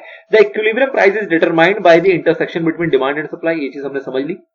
इट इज ऑल्सो कॉल्ड, इसका भी दूसरा नाम निकाल के दिया। क्या नाम है सर इसका? इसका नाम है मार्केट इक्विलिब्रियम। तो इक्विलिब्रियम प्राइस जो है, इसका भी एक दूसरा नाम है, जिसको हम क्या कहते हैं? इसको हम कहते हैं मार्केट इक्विलिब्रियम। तो इसको भी आपको ध्यान रखना है। Again exam point of view से एक इंपॉर्टेंट नाम है, इंपॉर्टेंट टर्म है, जो कि एग्जाम में आपको पूछा जाएगा।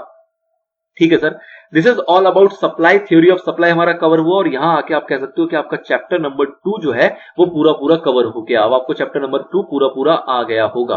क्या कह रहे हो? ऐसा बिल्कुल नहीं है, ऐसा बिल्कुल भी नहीं है। आपको चैप्टर नंबर 2 आपका पूरा पूरा कवर हो गया। आपको थ्योरेटिकली आप इसके लिए स्ट्रांग हो गए, लेकिन एग्जाम में क्वेश्चन कैसे पूछे जाते हैं, ऑप्शंस कैसे होते हैं, और आपको उसमें कैसे सेलेक्ट करना होता है, उसकी प्रैक्टिस करना बहुत जरूरी है। जिसके लिए इसी मॉड्यूल में, मतलब इसी यूनिट के अंदर आपको क्वेश्चन दिए गए हैं 108। देखो जी, कितना शुभ नंबर का क्वेश्चन आपको दिया गया है, जो कि हिंदू में ऑब्वियसली एक शुभ नंबर है। और इस 108 क्वेश्चंस की आपको प्रैक्टिस करना बहुत जरूरी है, तभी जाके आप कह सकते हो कि आपका यूनिट 1 आपको आ गया, यूनिट 2 आ गया, यूनिट 3 आ गया। ये तीनों यूनिट को मिला के आपको 108 क्वेश्चन दिए गए हैं आपके मॉड्यूल ने।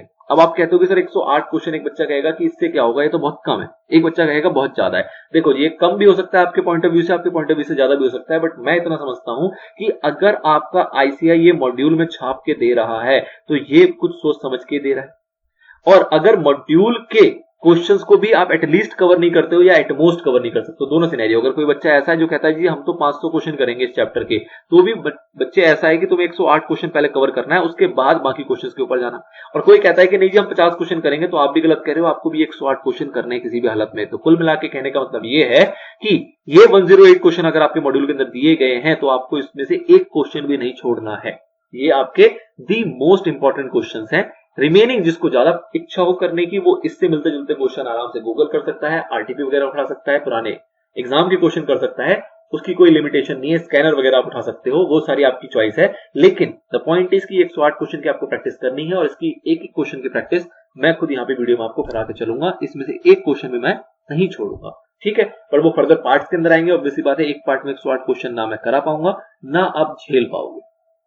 तो इसके छोटे छोटे पार्ट बनाएंगे, 10-12 क्वेश्चन, 15 क्वेश्चन या जैसा भी हो पाएगा, उसको ब्रेक करते हुए इन सारे पार्ट्स को एक क्वेश्चन के सीरीज में खत्म करेंगे। और उसके बाद ऑब्वियसली बात आपको पता है कि 108 को एक वीडियो के अंदर मैं कंपाइल भी कर ही देता हूं, ताकि आप जो बच्चा एक साथ एक मूड बना के बैठा है कि 108 क्वेश्चन फटाफट से खत्म करने हैं, वो एक वीडियो में खत्म कर ले।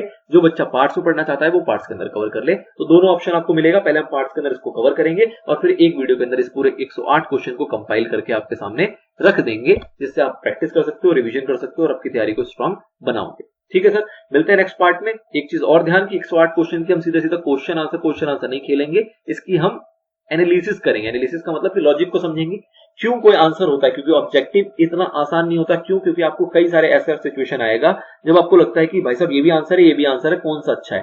तो ऑब्जेक्टिव के कई सारे रूल होते हैं, ऑब्जेक्टिव क्वेश्चन करने के भी कई रूल होते हैं। कई रूल का मतलब क्या है, उनमें से अगर एक रूल आपको बताऊं तो एक रूल कुछ इस प्रकार से होता है कि हमें देखना होता है, छांटना होता है कि अगर 4 ऑप्शन है तो हो सकता है कि चारों के चारों ठीक हो, तो आपको देखना है कि सबसे ज्यादा ठीक कौन सा है। मतलब ऐसी सिचुएशन भी आएगी जब आपको प्रायोरिटी देनी होती है कि भाई साहब लग तो सभी ठीक रहा है, लेकिन ऐसा कोई एक होगा जो कि ज्यादा ठीक होगा और उसके पीछे ऑब्वियसली कोई ना कोई रीजन होगा। तो इस तरीके से हमें डीप एनालिसिस करनी है। ऐसा नहीं कि क्वेश्चन देखा, आंसर देखा, टिक मारा, रट्टा मार के आगे बढ़ गए। रट्टे आप नहीं मार पाओगे क्योंकि नंबर ऑफ क्वेश्चन बहुत ज्यादा है। ठीक है, तो ओवरऑल आपको अंडरस्टैंडिंग ही बनानी पड़ेगी कि क्या क्वेश्चन कह रहा है और क्या उसका आंसर बन रहा है। उसके लिए आपको बेस चाहिए था, वो बेस के लिए हमने यूनिट 3 खत्म किया, 1 2 3 मतलब बैक टू बैक खत्म किया। अब उसकी प्रैक्टिस करेंगे ताकि आपका बेस है, अब उसकी अंडरस्टैंडिंग बनाते हुए आपको क्वेश्चन आंसर की प्रैक्टिस करनी है, जो कि आपको एग्जाम में कॉन्फिडेंस प्रोवाइड करेगा। चलिए जी, तो ये आपकी चर्चा थी अभी तक की। मिलते हैं नेक्स्ट पार्ट में। आपका ओवरऑल मॉड्यूल का कंटेंट यहाँ पे खत्म हो गया है चैप्टर 2 का, लेकिन इसकी प्रैक्टिस बची है, जो कि आगे कई पार्ट्स के अंदर आपको इसको कवर कराया जाएगा और उसके बाद ही हम यूनिट 3 के अंदर मतलब चैप्टर 3 के ऊपर मूव करेंगे, जब हम इसकी प्रैक्टिस को पूरी खत्म कर लेंगे। मिलते हैं नेक्स्ट पार्ट में, तब तक के लिए गुड बाय, गुड लक।